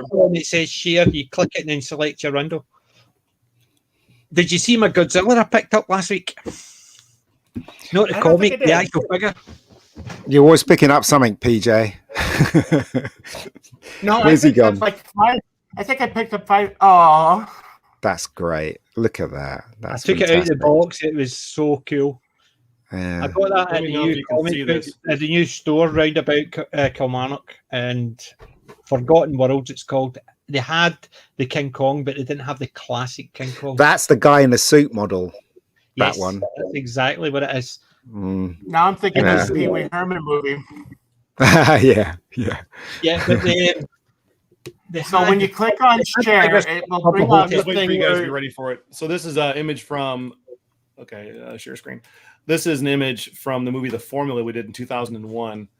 There's no action sequence here, but it's a fan film about 4 friends who wanted to make a fan film. We're all looking in disgust at our friend Chris, who was the director. I play the bad guy, obviously.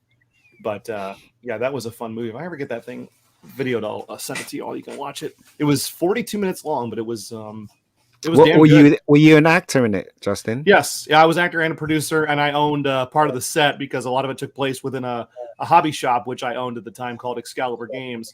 But it was a great story about 4. And we did a really great, so the movie was done in a standard like pan and scan, like a 4x3 TV, back in those days. And then when we were doing the movie within the movie, those scenes we shot widescreen. So the TV would go to a letterbox when you saw those images. Yeah. See, the thing is, after reading Hail to the Chin, the Bruce Campbell stuff, I realized I missed out on such good fun to have friends that actually wanted to do movies. Well, they were really good at writing too, so it made the movie better. Well, I think I can beat you guys. I made a film shot in 2 weeks, shot on film, Super 16 for £14,000. And all of us were inexperienced apart from me, the producer, and some of the actors. But we were working with an inexperienced crew, and it was hell. It was every day was hell. But we completed it, and we won an award. And we beat Kevin Smith's film in one festival, which was in LA. The nearest I ever watched it was my dad or my grandfather had a cine camera, the wee. Oh, the 8mm. My sisters, my cousins, and all that made a wee movie of people disappearing, magic tricks. They learned how to actually, everybody, stop recording. Somebody walked out and then continued. We had ones that looked like somebody was flying because they knew how to actually work it. That was my cousin. That was the nearest I got, and I was about 4. I was only just a wee guy sitting there going. But Justin, you must remember. I don't know if you shot your thing on film, but you must remember. What is it? When I used to say, check the gate, and and stuff like that. Because when you're shooting on video, obviously you don't have to check the gate, do you? Well, I don't know if you know small. film. It wasn't. Yeah. I mean, we talk small production. We had one cameraman. He was one of the writers, and he was also the editor of the film, so he had access to the studio. We did a little bit of voiceover for some of the scenes, but most of it was just handheld camera. And but he did a real good job. I mean, was it film or was it video?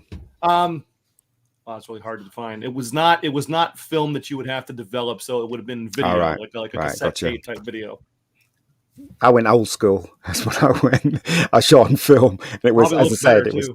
And it does look better, but also that the fact that you can only go 4 takes. You only got a certain amount of film, so you can only go 4 takes, even 2 takes, even, and just keep moving that way. So, and that's what we did. As I said, we were the original. A lot of people like to talk about, Lock, Stock and Two Smoking Barrel, how they had a hard time. Nothing compared to us, working class stiffs making a movie. Absolutely nothing. That was a good movie. I like that movie. Well, yeah, I it was think we okay. did that for the rabbi, didn't we? I've got What's two that? copies of that Lock Stock. We did Lock a Stock. review of that with the rabbi. Yes, we didn't did. Yeah, we did. Yeah, we It did. gained popularity When was the because first time I Snatch saw was it? such a huge success with Brad Pitt. Then everybody found out that those people did another movie called Lock, Stock, and Two Smoking Barrels. And there was like, let's go watch that movie. So a lot of people liked it. A lot of people didn't give a crap. But it got an uptick because of the success of Snatch, I think. Snatch is superb. Considering Brad Pitt, you can't understand the word. You got it's fair. I understood everything. I think I'm a savant because I understood everything you said in that movie. I think you need to See, I know still what got he to was see The saying. Gentleman. I have it on 4K and I haven't watched it yet. Yeah, I must admit, Snatch, Layer Cake, and Lock, Stock are three of my favourite of that genre. Well, you know what, right, guys? I'm going to plug myself. I'm going to put the link to that film I was talking about in the thing. So you guys, if you want to watch it, it's there. I'll put it in the chat too if you want. All right, cool. If I can find it. But yeah, no, as I said, that's terrible. All I can say right now is shame, shame, shame, shame, shame. What did I do? You said You dropped the F-bomb. Naughty Did I? boy, yes. Oh, you did. you'll have to I didn't even Effing, notice. effing. You'll have You to said rewatch it. effing. You can take it. Did I say a swear word? You know, I think you did. I expect better. People in the stream watching, did Ian drop an F-bomb? Oh my! Did God. I? No. Yes, I can't type fast enough. Yes, he did. Oh dear. I Oh, heard dear. too. That's why I made that face. I was like, I apologize. I apologize. I didn't even realize I did it. and that's the Right. first step is identifying that you have a problem, and then you can work on it. don't need to go and I don't even know that I'm doing drugs anymore. It just happens. talk it through with someone. AA meeting. Okay, so speaking of that, since the bad word has been dropped, I got to play the thing we did with the rabbi this morning. Oh, I okay. blame the rabbi for this. You won't be able to see it. I guess you might, but Probably not. I'm going to bring up where the I might cut out early today so I can spend some time with my baby. Yeah, it is. you're gonna annoy the neighbors, are you? Oh, they can't hear me down here. We've got an office in the my office here in the basement has French doors on it, but they insulated all the interior walls. Oh wow! Down here in the basement. So if you're upstairs and I'm playing like I play, which is very heavy-handed, it's still not that loud. Outside, Well, you can't really hear it. One of my neighbours, Okay. 2 doors that way, out his back, has got a drum kit. He plays it every night, and even I can hear it in here, even though it's in a summer house. Yeah, here we go. Country at the turn of the century lived Herbert Hill Brain, purveyor of quality meats. And when Herbert Hill said quality, he meant quality. That's Timothy That would Dalton's have been voice. fame enough for any man. But It is. in 1925, Herbert Hill Brain surpassed himself, creating the tasty meat dish of pork, liver, and onions, traditionally served with a rich West Country sauce, I know what's coming. to which he gave his name, Brains Faggots. You think you'd have liked the changes we've made. Brains Faggots, so tasty. You'll wish you'd tried them years ago. Faggots are actually nice. Well, that's what I mean. It didn't mean anything in England, that word. So in America, obviously, it means something completely Well, no, the different. only reason I was talking to the rabbi about, I'm listening to Andy Serkis's narration of Lord of the Rings and talking is that, about by throwing the a way? few of those on the fire. You've got the faggot is basically also a fuel. Yes, it's what? basically I think it's not wood. It's basically it's like a wood pulp with a mix. So a faggot. I've never understood the origin of the word. I can't understand how they got that to describe as a slang term for people in the homosexual community. Yeah. And it derives from a cigarette. So I've never fag. understood where that word comes Yeah. from. When you're smoking, you were smoking a fag.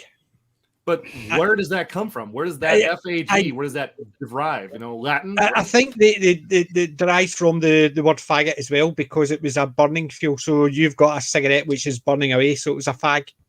So and that's I mean, what it was. our slang term when it refers What to the wide world of sports is going on here? I heard you people try to get a little track lead, not to jump around like a bunch of Kansas City faggots. There you go. like that. Yeah, that. But that's what I'm saying. It's you look at there's certain words that you use that we can't. Like, for instance, we call it a bum bag for a reason. Yeah, but the Americans, the word bum, the Americans call it a fanny pack because it is a completely different word over here if you use it like yes, that. it is. Yeah, but the Americans like there was a comedian that said the Americans like to actually describe things to a T.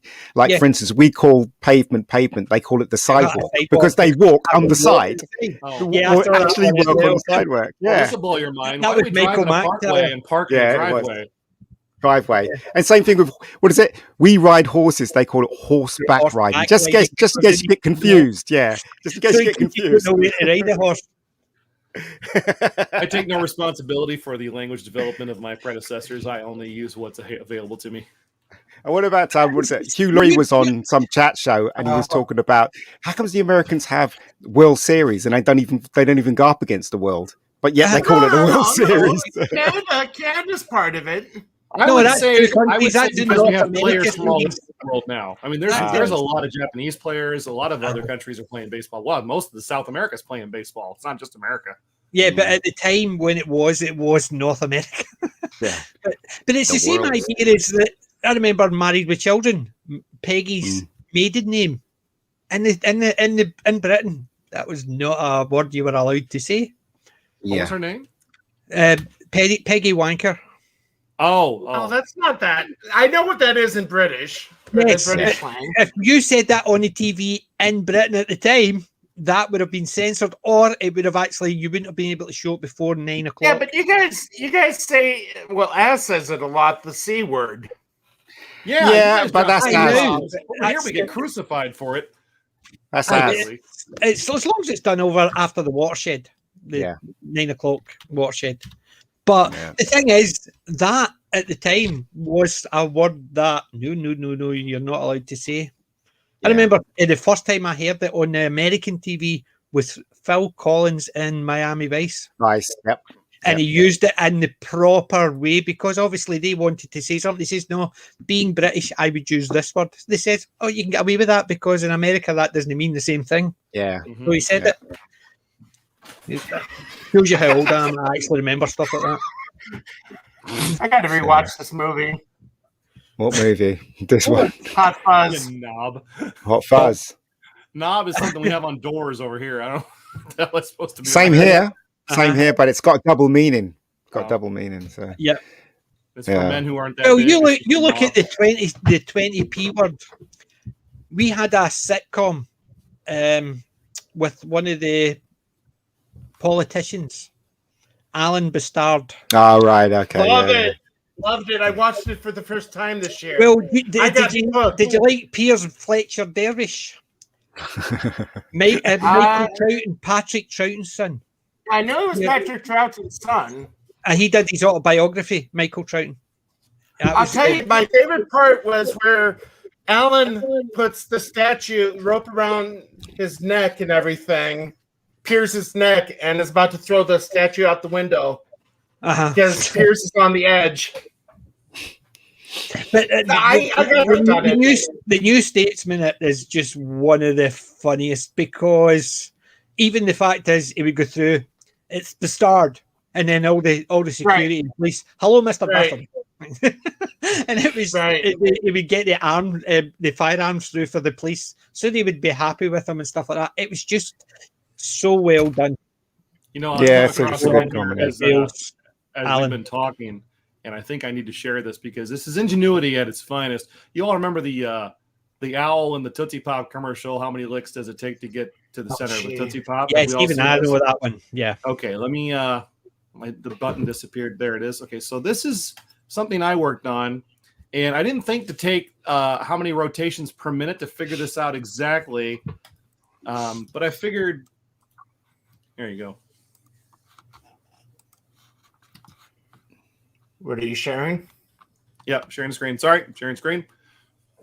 This is a power drill with a Tootsie Pop in it. And I had gotten to the chocolate when I stopped. Well, we can't see anything, so you can't see it. Oh no. No, you have to click on share. You have to click on share, then his father has to share it. Well, it's working on my screen here. Share. Now I feel bad. Let me try one more time. Share screen. Share screen. Okay, hold on. Ooh, I can click window. Hold on.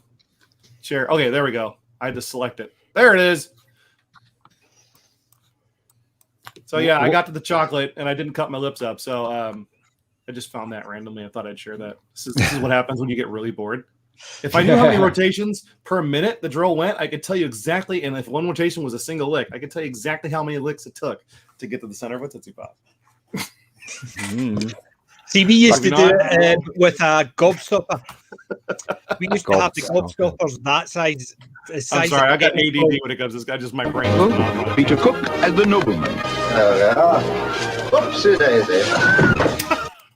Can't see anything, Father. We can't see anything. I'm sorry. You can't see nothing. Beard with Peter Cook. Fill those coffers and upgrade Father's system here. As long as it's No, not. I don't think it's that. Peter Cook Yeah, as the nobleman. I have this on DVD. I love it. And you can find it on Amazon. Yellowbeard. The Monty Python movie that was not a Monty Python movie. Because I've got Yellowbeard. Yellowbeard is fun. It was a great movie. Great mix of British and American talent as well. So I think they're Americans in that. I was just glad you didn't do some Pete and Dud stuff there, Father. That is definitely I not don't know that one. Oh, No, Cheech you and know Chong. what? Cheech and Chong are in that movie. Cheech and Chong, I know. That's incredible. They're in that movie and they're so funny. Yeah, they are. Yeah, I just thought Actually, you were that was actually Marty doing Feldman's last movie, if I remember correctly. How could you watch that stuff, Father? You're not supposed to watch stuff like that. As long, Dude, Ian, you as know long I as love the doesn't British watch- films. Yes, but as long as I you mean, don't watch Pete and I love the Terry Gilliam's trilogy. Yes, I do too. Yeah. But the Father, see Pete and Dud, they do a pair of characters you shouldn't watch. Okay, well, thanks for telling Not me. watch Pete and Dud. They can be the most foul mouth characters. They try and outdo themselves to try and make the other one laugh in the middle of the sketch. You can see Dudley there with a sandwich up, trying not to laugh at Pete, and it's sometimes they go a wee bit overboard, shall we say? But I would definitely. I still love Peter Capaldi's in the thick of it. Yeah, and I know we're trying to get Gary to watch it. I think Gary would love it, but it's the scene where Peter takes Hugh out and starts swearing at him, and they're in the glass box. You could just hear them. They made it into a movie, didn't they? Yeah, they made it into a movie. I didn't like the movie. I've got the box set. I've not watched it yet, and I have seen bits and pieces of it, so I'm aware of what it's about. But I do intend to watch it. But it's the same again. Too much. In the Loop is the movie, and yeah. I didn't care for In the Loop. But see that do you not find that they do that when there's a good show on and they try and make a movie? All they're doing is effectively taking a good half-hour show, stretching it out, and then they don't actually add anything in. It's just basically stretching it out, and it just makes it less funny because there's too many gaps between the fun. Justin, you can't do that, mate. You can't stick it over your headphones. What's up with you? I'm hot. A lot of lights in this room. Don't get a ring light. See, that's why I have to put my light so far back so when I don't get too much glare and it's doesn't get hot. Yeah, real quick, I want to give props out to my buddy, a friend of mine, Nathan, who came by my store today and dropped off a couple of autographs he got for me as a gift. Do you know what I was watching today? What was that? Community with the G.I. Joe episode. Which one? The Community episode with G.I. Joe. Oh, I've never watched the show, but I have seen clips. I know they did a Star Wars one. They did a Star Wars one. They've done a lava one. They've done Dungeons and Dragons one. They've done NCIS. They've done a load of different ones. But the G.I. Joe one is literally, it's G.I. Joe mixed. So it's they go Jobra because G.I. Joe and Cobra link up because the characters from the show learned how to actually kill someone. So they and it's the first time somebody in the show died. So G.I. Joe and Cobra link up to go against the class. So they go Jobra. Go Jobra. You know, it's funny. That happened when they did the movie back in the 80s. They had released the Transformers movie where Optimus Prime gets killed.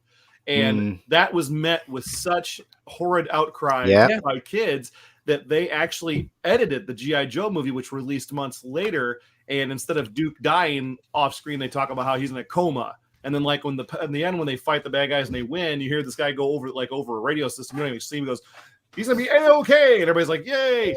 But the point I was bringing up, this one here, apparently Larry Hama, the godfather of G.I. Joe, this was a copy he had read. So he gets a whole bunch of these proofs. Like, he gets one of each, and he reads them to make sure everything's okay. And then he signed a whole bunch and sent them out. So this was read. Larry read that one, and then sold it real cheap because it's not a very special issue, but it's pretty cool. So over here, PJ, it was Action Man, wasn't it? It was Action Man, yeah. The eagle eye. Oh, Yeah. Eagle eyes. Actually, that's a G.I. Joe day today because I got this from 30 Studio, the 12-inch, very awesome, fully articulated figure. And then I had one G.I. Joe growing up, I must admit, and it was just for the simple fact is somebody bought me it because they couldn't find any Action Man stuff.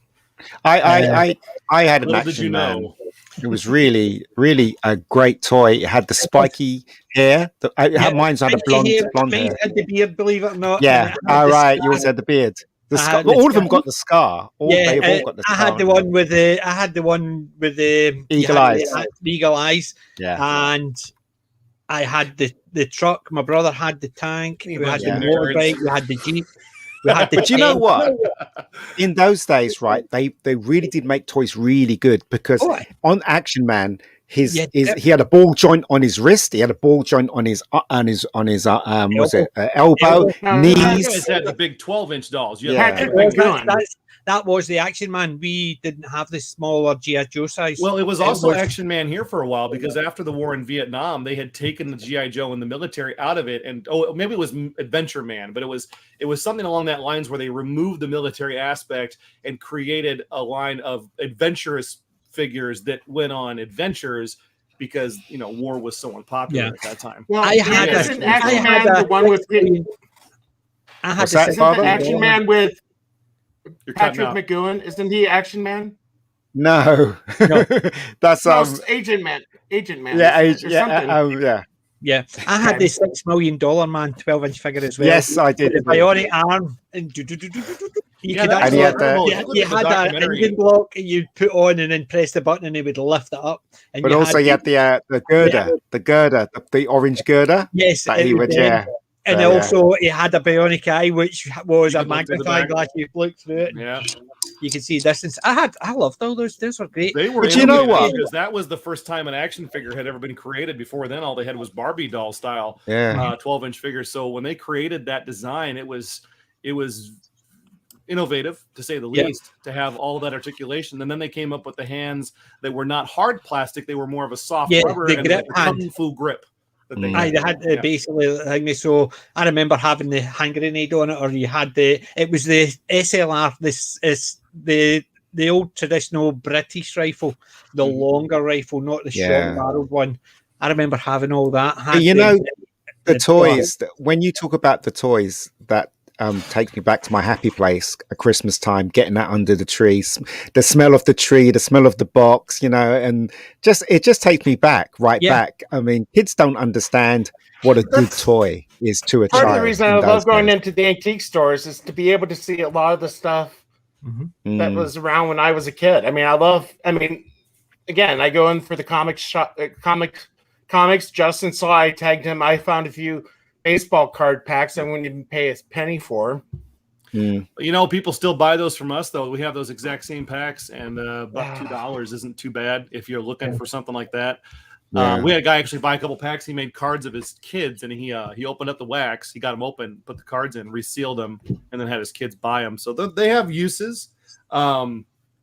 But there's shows around. If you want to get through toy like a memorabilia and start reliving that, there's a lot of shows here in the Quad Cities that do toys. There's a lot of dealers that have a little bit of everything, and it's actually quite fun if you haven't been to one of the toy shows here. I remember. I did buy it. Go ahead. I remember opening a packet of Star Wars cards and smelling the bubble gum from, and it had all that powder on the card. Do you know what I mean? Stuff like that type of memory always takes me back. Well, we have some of those too. Just don't eat the gum. I actually did do that once. A few years ago, I bought a few packs of 81 baseball cards from eBay. Came with gum, so the gum's almost 40 years old. No mold spots? No mold spots. It still looked like as if it was fresh because it's pretty much preservatives. See, the thing I did get a Kirk Gibson card in it, I think. Yeah. See, the thing is, I've got a lot of old Magic cards as well. I play Magic, but one set of cards. Yay! One set of cards I've got are Wheel of Time cards. Believe it or not. I remember them. Yeah, I've got boxes of them, but I've got 2 packs unopened. I still have my deck that I had to make out of proxies because someone stole my cards one time, but I still have my play deck. If anybody ever wants to throw down, I got really expensive fake cards I can throw at you. Well, the thing is, I've never actually played it because never found anybody who else round about here has ever actually seen the cards. I've heard only bad things about Wheel of Time cards. Yeah. Well, I like them because I'm a big Wheel of Time fan, but is the book worth it? The first 5 books are superior. After that, they go downhill a bit. They get a bit dull. Look at that, still in the pack. I've never even opened them. Might be worth a lot of money in the future.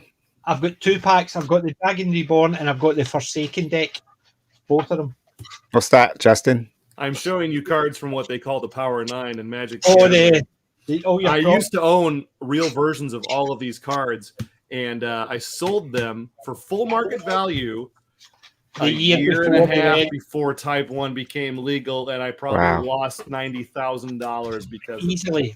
So you're talking about the I've said this before, haven't I? I've talked about it. Yeah. The Black Lotus is it 120 now? Yeah, you can buy a house with a Black Lotus. I'll sign all these paperwork and go to my bank and get some money, or I can just give you this mint card. But you know what, right? Seriously, kids don't know what it's like to get a toy that you've always wanted when you were a kid, because they're too much into their phones now and the computer games.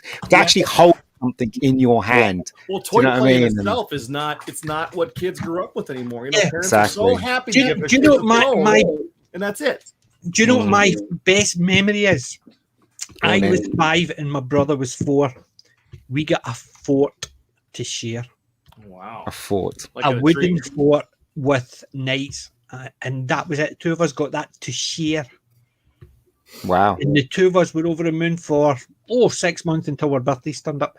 But but it was the same again. Me and my brother were less than a year. We were just over a year apart. So we always used to get shared stuff. But see, getting a fort, wooden fort with something like 20 or 30 knights and on horseback or bowmen or whatever. There you go. That was it. And I was 5 and I still remember that feeling of unwrapping it and seeing it was a fort. But also, guys, have you noticed that the Hot Wheels of the 70s, the actual Hot Wheels, the little cars, they were far more detailed. If you see some of them now, they're absolutely rubbish. So I put the link in the chat if Miss Martin Muses or Ironcaster wants to join, or if Brightest Day is still watching, if he wants to pop on. Link is in the chat. Oh, wow. All the Justin. same model. Wow. I don't know. Whenever I find one of these, I think it's the 69 Chevelle body that they use. I don't know why I like it so much, but I always pick it up and it just sits in my drawer. But they're so more detailed, aren't they, than the new ones? If you see the new ones, they're rubbish. These aren't old. These are in the last 10, 15 years. Oh, really? Yeah. Well, you look at see even something like that. I remember used to like that one. There's obviously a fairly new one. Oh yeah. But I remember getting them, and the doors would open. Back to the Future. The doors would open. The boot would open. The yes. That's what I mean. And you would open it, and there's the engine inside it. Yeah. To me, that's what classic toys. There's your Transformer for you. I never got a Transformer when I was a kid. These are stupid expensive, but I get them cost through my business, and I've only got a few of them. But this thing transforms exactly like the '80s cartoon, and it transforms exactly like the old style Volkswagen Bug. See, I remember getting them as well. The engineering behind them is ridiculous. I love the Transformers, but for the simple fact is they could be 2 toys in one. Yeah, a car and a robot. Excellent, super. Oh, no, they were 3 toys in one. They were a car, a robot, and broken because they weren't made very well back then. Yeah. Do you remember Tonka toys? Yes. Oh, They kept saying that you could never break a Tonka toy. Unbreakable. That's Fisher Price. Videos where the guys find the original Tonka trucks, like in the landfills or some, some place that's all rusty, and they throw it in like a sandblaster and they repaint it, and it's as good as new. It's crazy. Tonka toys. I remember I used to have the Tonka truck, the big yellow Tonka truck. Opening up a pop figure today. I used to have I used to always get Meccano at Christmas for some reason. I was never one for Meccano. I could never build. I was useless. What are you doing, Justin? Trash and collectibles. I had to get 3 of these. I ordered them like 3 months ago, and they came in the mail today. And Walmart doesn't pack anything to save its life. So that box is actually kind of beat up. Yeah, that's why I opened the box for that. I decided some of the stuff in boxes Here, for come me here, to be Godzilla. on my shelf. Hey, hold on. Right, no more breath weapons. This is how you play, kids. We just beat our toys into each other like this. Yeah. Is it sad that we hail these things as No, I don't think it's sad somehow. I don't think it's sad. I think it is. That's the way it should be. Even at our age, playing with toys is the right thing to do. Because Well, that's think about when you got one. Well, think about your Christmas. If you didn't have a huge Christmas, but you got 1 or 2 really cool toys, what did you do for a solid week? You took the toy everywhere. You ate with the toy. You slept in bed. You brought the toy into bed with you. And you slept with it. And it was, for those of us who appreciated the toys, who had, we didn't go outside and play football every day after school. That was what made us happy. It was a happy thing. And when you had sad moments, you went to the things that make you happy. So as adults, you buy things that make you happy. Because sometimes you just need to walk in your room and go, okay, I feel better, and then go watch your miserable life. Yeah, I do. Well, you guys got a good collection there. This is only half my office. Only half. But it's only this bit. But the thing is, I took a 4K video of my office, like a tour of it, and I couldn't upload it because it was 4K. It was so long. The thing is, though, I've got a lot of stuff, but I it's all packed in the basement because you guys, I can never do that. I can never clean that every week. I agree. I had in 2007, 2010, Hasbro released a line of GI Joe figures that were very articulate. They're awesome, and I had every single one of them. But I'd go, God, these are dusty, and it would take the entire weekend.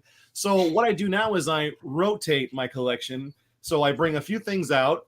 And when I get tired of looking at one, I put them away and I grab something else. Right. And I rotate my stuff that way, except for like things like the Walker, because that's my baby. Yeah. It stays up there forever. See, the thing is, as I'm getting new DVDs, as I'm putting them on, I'm cleaning around them as I'm doing it. So every week they get moved and touched and moved and tidied. Was that the Scooby-Doo house? Oh, it was, yeah. Do you know what I'm still trying? I've been binging Harvey Birdman the last 2 days. Ooh, Birdman. And I forgot how much Scrappy Doo was in it. Usually dead or being beaten I've only watched it. I think I've only watched the first part of it. My daughter recommended it to me, and I started watching it, and then I got distracted with something else. If you love Hanna-Barbera from the 60s, you'll love what they do to them now. You were talking about some toys there, Justin. I had to grab my own big bot. Wow. A Grimlock. Yes. Is that one of the nicer ones where it actually looks like it's supposed to? Yeah. Oh, yeah. This is the studio. Oh, wow. This is really bright. This is the studio series. And yeah, it was like the whole line is based on like the 86 movie, and they look just like what you would think they should. I can't. I don't have any extra wire. If you guys can see around my office corner here. Come here. Look at that. There's a few. I just have a few. So wow. Those are the I need plus. And I had to get the Omega Supreme because I could buy it at cost. So and it's fun. It's awesome. I love it. Do you know what, right? Time has moved on where we could talk about these toys. When you were a kid, you talk about those toys, you used to get beaten up by the school bully. It wasn't too bad, though, because most of the kids were, we didn't have a big enough class where if you had a cool toy like a Transformer, you'd bring it to school, play with it, and friends would hang out with you. But yeah, not in my school. If you brought it to school, they would take it off you and step on it. It's stamped into the ground. Yeah. or buried in the sand. Well, we did that with Joes and stuff. We take our Joes to school and play with them at recess, and you had show and tell. So if you got a real cool toy that weekend, you were the cat's meow. You come and say, "Check out my new toy." Oh my god! Everyone want to play with you that day. We used to play with them down at the football pitch because the football pitch in the corner had the excess sand, which was gravel, That's gravel, where all not Hot Wheels sand. would end up. And that's where we would play with all our soldiers. And yeah, I've even got a load of them. A pile of the wee green soldiers used to have. I've got a load. I remember them. I remember them. It's one of my favorites. Oh wow! I've got all my soldiers round my War of the Worlds machine. So I have. I got so mine they're packed in basically the right boxes. size. Got a few choice pieces laying around. And my daughter found. She found they did a little 3-pack of GI Joe Hot Wheels, not Hot Wheels, but little micro machines. Yeah, they're all metal. Oh, those are cool. See, the only micro machines I've got are the Star Wars ones. No. Yeah, in It's for '95 the when they arcade. brought the films back, they launched an entire line. Like I was going to places like Suncoast Movies and buying every set. Like they had sets of everything, and you could buy like battle packs of nothing but like Jawas or Stormtroopers, and they had the set pieces with the heads that opened up. Yeah, those were awesome. Yeah, I remember I was talking to one of these toy manufacturers, and I was complaining that the latest Action Man can't bend his elbow. Yeah. And he just laughed at me. He was like, "No," and I said, "Well, why have you changed it?" And he said, "Because it costs too much money to actually put ball joints in them." Even the action grip is gone because after a while, the plastic just basically gets crispy and they snap all the fingers. So they've got rid of that. So they have the Kung Fu grip. They've got That rid of was that. a huge deal back in what did I say? 2010 when they had the last line of GI Joes came out with the super articulation where they could do anything, and then for some reason I don't know if it was the cost of production. I think oil went up really high, so plastics ended up going up really high. Everything came out like the whole line of Star Wars figures came out, and they went back to the static 5 points of articulation where all they could do was move their shoulders and their hips and their neck, and man, toys went down bad. They just took a nosedive. Exactly. I thought that it's basically the quality of the stuff nowadays has just not got the detail at all. But you remember Action Man used to have a little gun. He used to have like a little what is it? Gun in, and he used to put it in his hand, and he used to have a rifle and stuff. So basically, the Kung Fu grip, you could actually put the finger in the trigger gap. Yeah, in the trigger bit. Yeah. I had the revolver, and I also had the American Colt. I had the Colt 45, and it was the British. What was it called? I can't remember. It was the revolver, the World War I revolver, but I also had the American. What's it called? I can't remember. Was it a Ruger, like a cylinder pistol, or was it? Yeah, it was a pistol with the. Is it a Colt 45? Probably a Colt 45. So it was a Colt 45. I had that, and the Action Man, you could put it in his hand, and his finger would go through the trigger, so he would actually hold it properly. The same with the rifle, you could put his hand, and then you could articulate it, so he was actually gripping it as well. The articulation was great. Now you just sort of have. Yeah, it doesn't move. It's just annoying. This is where we have come as far as when it comes to action figure quality and material. The 6-figure is the actual size that they sculpt when they're sculpting action figures. So they started producing these. Yeah, I saw that picture. So these have full articulation like they did years ago. Oh, good. And, you've got wrist, I've got elbow. I mean, you can do all of this. The knees, the hips, everything moves the way they did back in the 2007, 2010. But they produce them in a 6-inch size. Put it on a vintage carriage, and you'll pay $20 for this. Which, honestly, for what you're getting, it's not terrible as long as they don't flood the market with so many that you go broke. A few at a time. But yeah, I mean now figures that I was paying 10 years ago, I was paying $6 for one of those modern GI Joes. Now, if you want anything that style, it's $12 to $13 for a 3 3/4 inch fully articulated figure. Well, you even look at the figures they have for the Doctor Who. Yeah, I mean, where's my? Let's try to actually remember where I put the Cybermen, because the Cybermen are the one that it stands out. You need to catalog your stuff there alphabetically so you can find it faster. Well, we got 2,300 people waiting. Oh, even there you go. Sylvester one with his umbrella. See, The worst Doctor ever, apart from Jodie. No. Paul What about Joe McGann. Martin? Paul McGann. Wait, What's that? Paul McGann? Oh. You don't like Paul McGann? I didn't like the story. To me, the story was just junk. What about Night of the Doctor? Didn't watch it because it's new stuff. I don't watch new stuff. I watched New Who one episode. I watched them up until about Capaldi, but I never rewatched any of them. So to me, they were just junk. There was all flash, no bang. And yes, I realise that's controversial. I'm okay with that. But you look, even with his articulation, trying to hold the brolly, it takes about 5 minutes to get him to hold the brolly because there's nothing. It's just his hand is just sitting like that. And sometimes you have to get it in a particular way, or else it just slides off and stuff like that. And it's that right across the board. The Cybermen with their guns and everything, the Centaurans with their weapons. Well, that's the cheap, one. it's This cheap is the for one them that to was do in the that, box.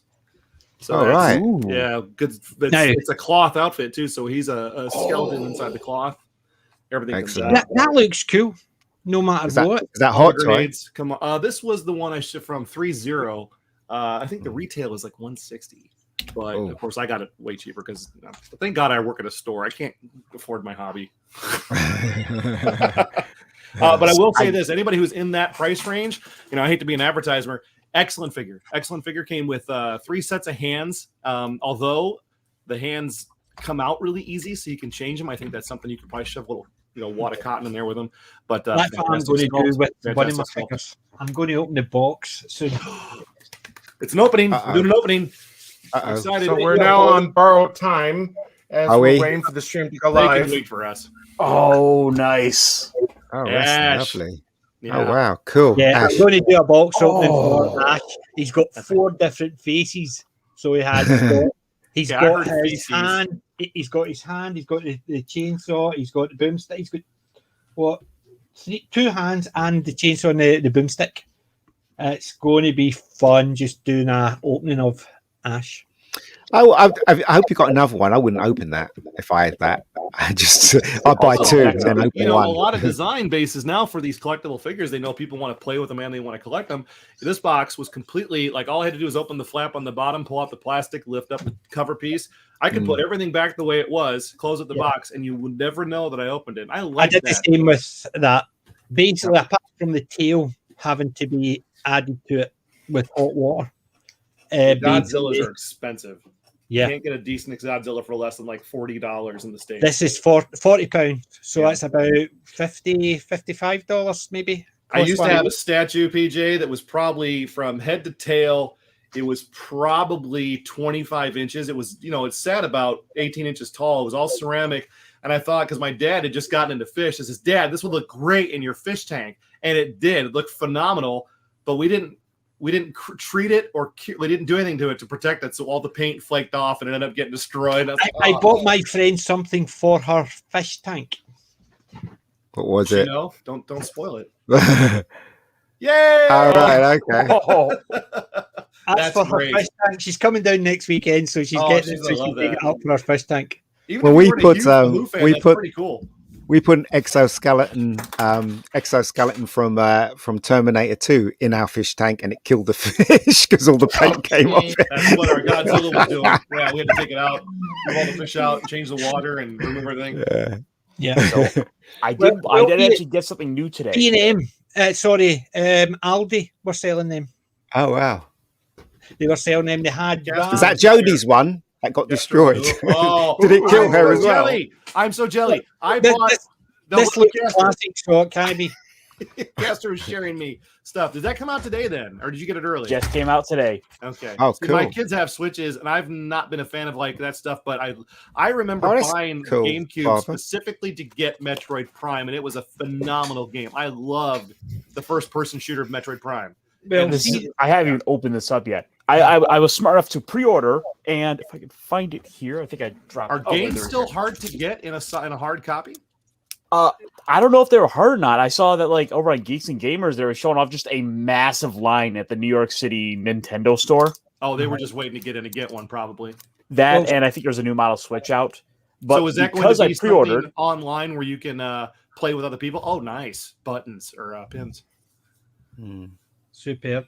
The store it's opened up quite near me. It's Forbidden Worlds. It based where I got the Godzilla. They've got Bubba Hotep figures as well. Oh, nice. They've got the Bruce Campbell one, but it's £70. £70 for one single Bruce Campbell figure. Oh, I didn't have the right. I didn't have the cash for it, but they're trying to get the McFarlane Godzilla in the classic one, the one where he's got fairy and he's on the chains. Well, my my little niece is into the Gorillas, right? The band, the Gorillas, and she wants all the figures. One figure costs £70, dude. And there's like 4 in the group. Do you know what I mean? It's crazy. I broke a little kid's heart about that, Mega. When they were hot and they had the videos out that showed all the different band members, this kid was like, "Oh, I love that guy and I love that guy." So they're not real, right? Yeah, I know. Yeah, goes, they're not real people. I said, no, it's like 2 dudes that create all the music in the band or something like that. Yeah, but see the shop, they do all vintage games as well. That's what they mainly do. They've even got some arcade games in it, Star Wars ones. They've got some shooter. That's where your money's at nowadays. £5 for 1 hour. £5 for 1 hour. Yeah. What's that one, Galaxian? Where the no, they didn't have Galaxian or Phoenix I love or that. Defender or anything like that. They had little drivers shoot them up. They had Street Fighter, but they've also got a Star Wars one in the cockpit, so it's all round. And it's £5 for 1 hour. So, but they do a lot of classic games, so it's all the cartridges from all over the place, and they've got loads of them.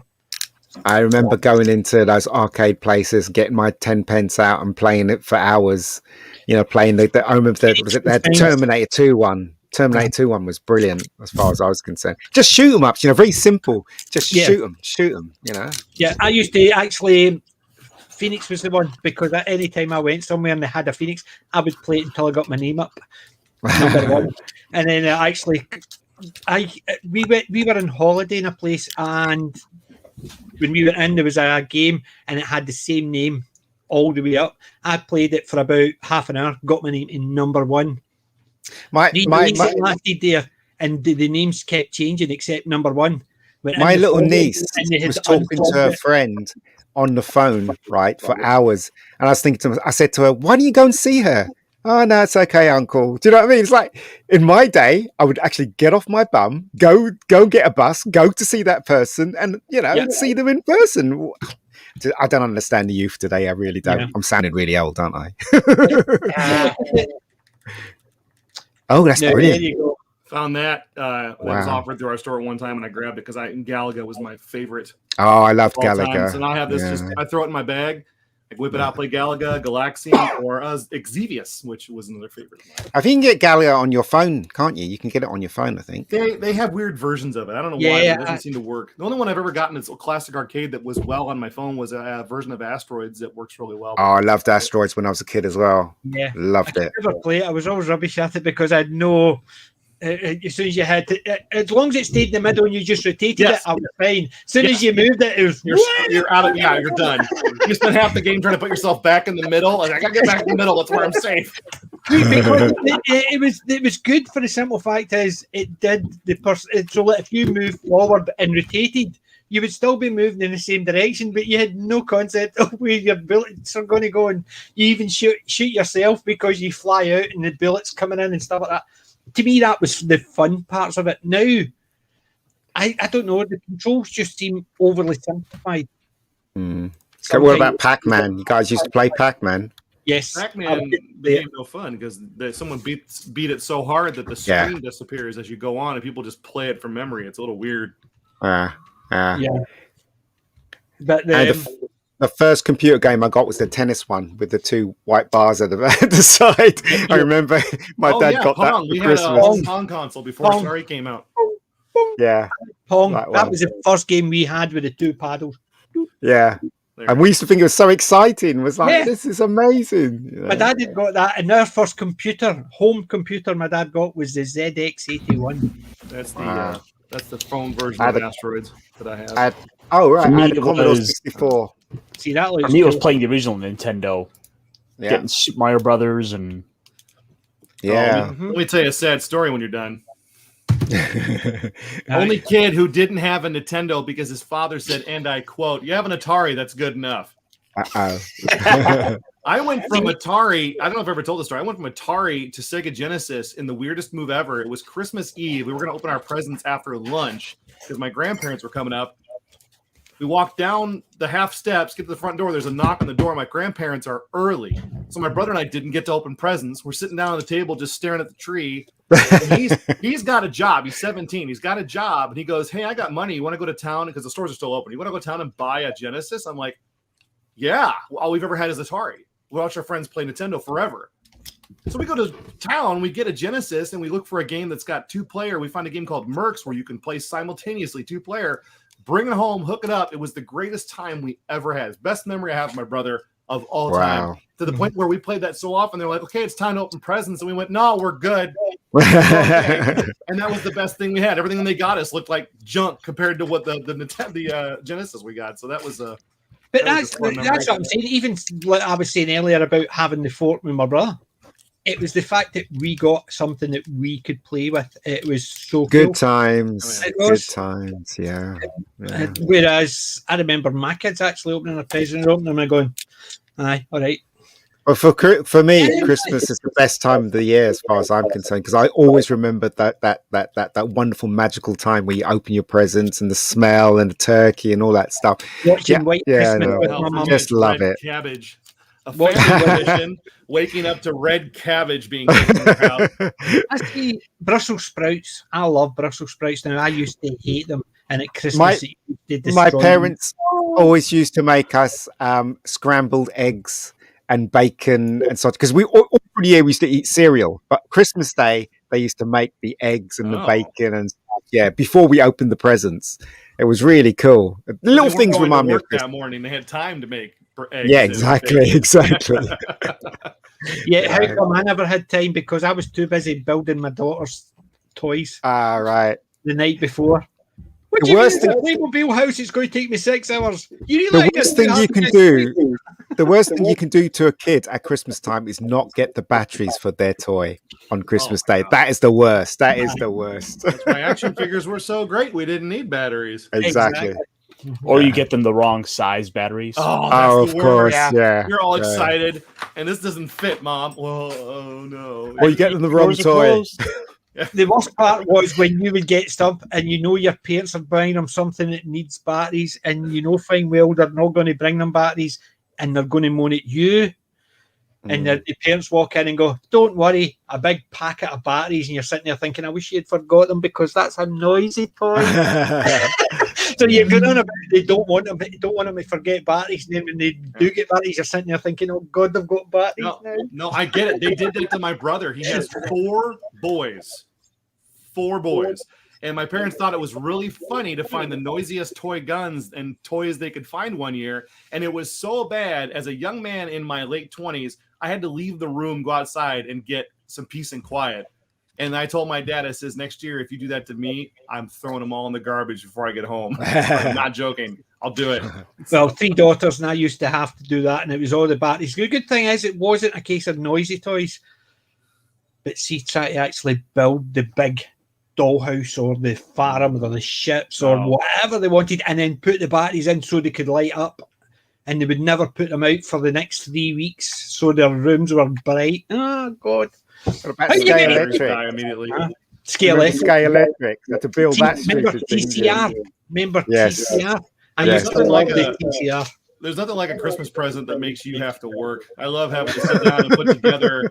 So I told my wife, "Listen, we're buying presents. We're buying easy to assemble. Like I'll sit down at present time with a pair of pliers and a screwdriver because I'm just ready. I'm ready for the zip ties and the tie offs and the knife to cut the plastic open because they're all in there like they're going through security." Oh, even better yet, just get everyone a puzzle. They can assemble their own present. Self-assembly. Now then they're fighting over the table because it's the only flat surface in the house. I want to do my. And then when you've opened your presents, it was like they used to make you clean up all the mess, pick up all the wrapping up paper, and you're like, "Well, Mum, I want to play with the toy." Pick it up. And you have to go downstairs and throw it in the dustbin, and then you can play with your toy. We have the bin right there, so each present. Oh no, everybody got a bag. Throw it away. Did they? Yeah, basically, we used to do that, but the thing is, they weren't allowed to throw their bags out, so they would get a bag for the rubbish. They would empty it all, and then we would take it through because, Mum, it says I've got this, and I can't find it. It's still in the box somewhere. Sometimes that happens. So they were never allowed to throw the stuff out until they checked everything. You lose the part to the brand new toy. I tell you what, that is the worst. That happened to me as a kid. I lost a Princess Leia's helmet in her bounty hunter disguise. I lost it in the car on the car ride home from the store. So I didn't even get to play with it when I got home. Opened the car, I lost it, and never found it again. Yeah, that's terrible. Although I will tell you, anybody watching, all 5 of us, if you lose or have a damaged item from a toy, it is worth the time to contact that company via email through the customer service on their website. I had the 4 Ninja Turtles when Nickelodeon brought the Turtles back. I bought the 4 original ones, and I decided to give them to my son, and I guess he wasn't done chewing on things, so he chewed all the weapons up. And I wrote a letter to the company and said, listen, I didn't really want this destroyed. Is there any way I can buy parts? They sent me not just the weapons for the 4 turtles, but the weapon sprues that also, they sent me a whole box of nothing but weapons. And, as, hey, here you go. No problem. We got you covered. So, yeah, if you guys ever lose anything, talk to the company. I've done that. Yeah, I've done that. I must admit. So I'm going to take this question. Is this Australian situation with the phone-in system? I guess from what I've been reading, the government is making you phone in to verify where you are. Is that the mark of the beast? No, I don't think that is. It's the mark of oppression. I don't agree with it. And I also don't agree with the way, the firing of people if they don't get the poke. And I got the poke, and I'm happy I got the poke. It's the app of the beast. I'm one of the people who didn't, because I've got a heart condition, and there's been reports out that you can have there's complications if you have heart problems. Some younger people, it can cause abnormal growths. Nice Galvatron, by the way. Honestly, I think the best way that Biden could probably get more people to get the poke is to have Trump on with him. Instead of bashing Trump, I think if he would praise him, or at least get Trump to come out and support it, I think that might be a way that'll get people that are hesitant. Anyway. Yeah. See, the way I look at it is the more they try and force it, the more they're going to have people. Because if they say things like, you have to get it or else you're losing your job. Right. To me, saying that we don't have enough confidence in it that there's we too can many, convince you, we have to questions. force you. If they have to force you to do something, to me, it gives too many questions. If it's a case of, here it's here, if you want it, there it's there, that's a case of everybody who wants it go, yep, no problem. Then you'll get people who will say, well, I'm no confident in it, I want to see more data. But as soon as they say, you need to get it or you lose your job, they're effectively coming around people and making them... The other thing, too, I'd just like to go back to that mark of the beast. When it comes to the book of Revelation, you got to be very careful how you read it. Some people read it literally, and it's not meant to be read literally. That this is the steps that the end of the world is near in the second coming. So that's scary. I prefer the rabbi's definition. I'm waiting for the meteor as well. Oh, I am too. Yeah, I am too. So I figured we'd start wrapping up just because. Yeah, because it says it's getting close. Yeah, it says. Well, we're almost at the 20-minute mark of waiting. Erotic half an hour is actually early. I get this thing open by the end of Friday Night Tights eventually. I think. Good. You have to give that undivided attention. That requires undivided attention on that game. So. That's why in your drawer you should always have something like that, just so you can open them. That's always right in front of me, so I can open my stuff, because I can't even. Now, if you get your canine right in that crevice, you slide it back and forth. You can get right through that plastic. The caster knows. I'll get my canine in, but hold on, I take them out. Look, the other option is I try to go Wolverine. Snicks, new cheese. And then I want to have to go to the ER, and then I gotta answer questions. Oh, hang on a second. I want to give props out to an artist. I got a friend who does. So after that, we'll have to. And this is the last thing. He did a blank cover for me. This was blank, and he did a soak on that for me. I wish I had better lighting here, but that's Greg Paulson did that for me. He's one of those artists that you don't know, but he's awesome. So thank you, Greg, for that. And for the picture of me, the artist was Ed Doyle. He does several comics. Anyone that can draw always gets my respect. Seriously, it's so difficult to draw these days. It really I've is. commissioned that one, so I've got one, and my wife actually likes it that much. She wants to get it put on canvas as well. Yeah. So mildly, my wife likes it. I think we're going to wrap up. I do want to thank everybody for joining and everybody for watching. Be sure to hit the like button and ring the bell so you can be notified when we go live again. So we'll plan on next week. And until then, we'll see everybody.